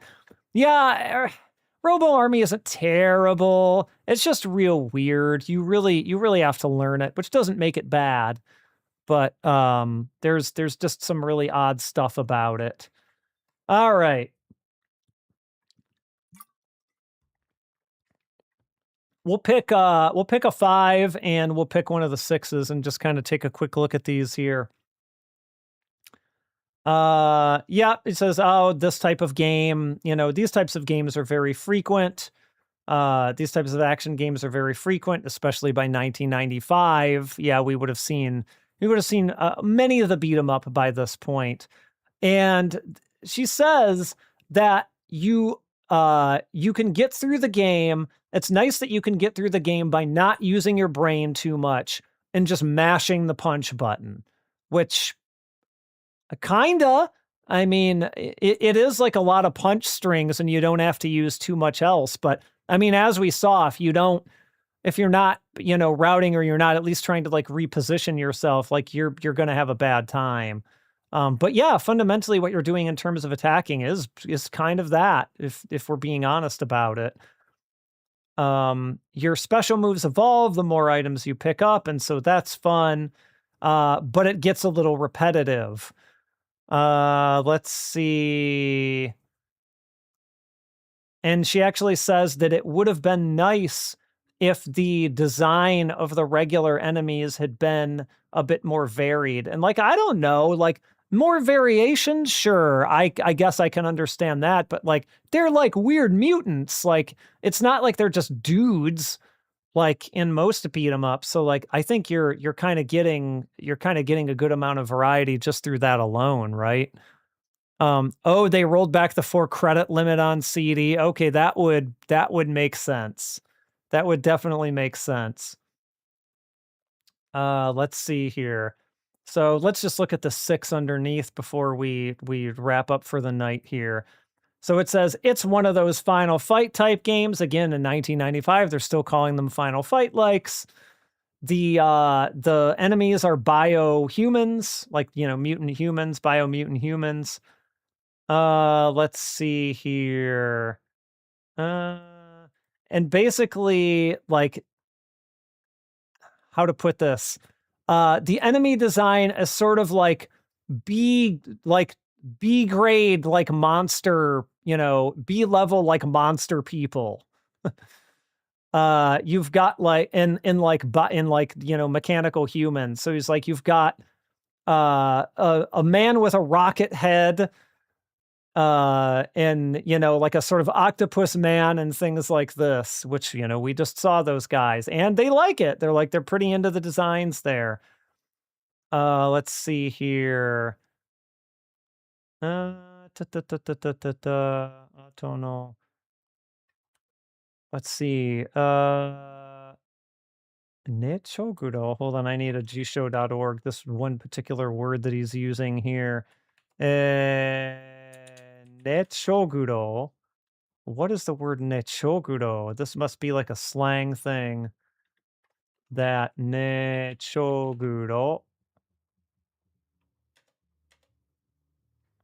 I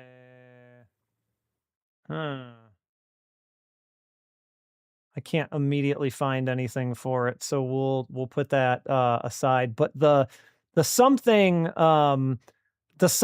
that you get after defeating the bosses is very satisfying. I don't remember what happens after defeating the bosses other than just them going like, "Ah," or whatever, but fine.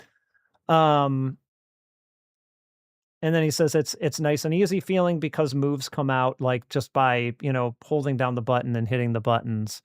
Yeah, Kamen Rider. Some of them are definitely Kamen Rider ass enemies, as you might say.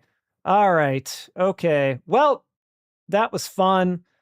That actually, I don't know how much of it has to do with me having changed the way I do thumbnails a little bit more. This honestly, as of the time we stream this episode of Scrolling Down the Belt on the 2 games we covered today. I don't know how many of y'all know what like a 1 out of 10 or a 10 out of 10 on YouTube means as a creator, but basically it takes your last 10 videos and it says, okay, compared to the views at this point in time, for all 10 of these videos, this video ranks here. And this, shockingly, is a 2 out of 10, which is extremely good and way better than I would have thought. It is already at this point in time doing better than the more long-form Final Fight, and Castlevania videos from earlier this year. And the only one beating it at this point was the X-Men and Arabian Fight one, which is not surprising because people see Magneto's big old mug on things and they click. And they see X-Men and they click. But like, unfortunately, every one of these videos is not going to be an X-Men. Yes, it's the magic of Jaleco. Let's leave it there. So yeah, doing pretty well. I'm really happy. I don't know what it's down to, but yeah, thanks everybody for watching the video, and thanks everybody for tuning in tonight. We've got Hokuto no Thursday coming up. We've got a real special one because I discovered that, well, I didn't discover, people in the chat mentioned it, but Punch Mania 2 is fully emulatable in MAME with sound intact. Punch Mania 1, you can play in MAME. It has no sound. So I'll probably just go ahead and play Punch Mania 2, and we're just gonna, rate it because they're fundamentally the same game, right? It's not like the gameplay changes much between 1 and 2.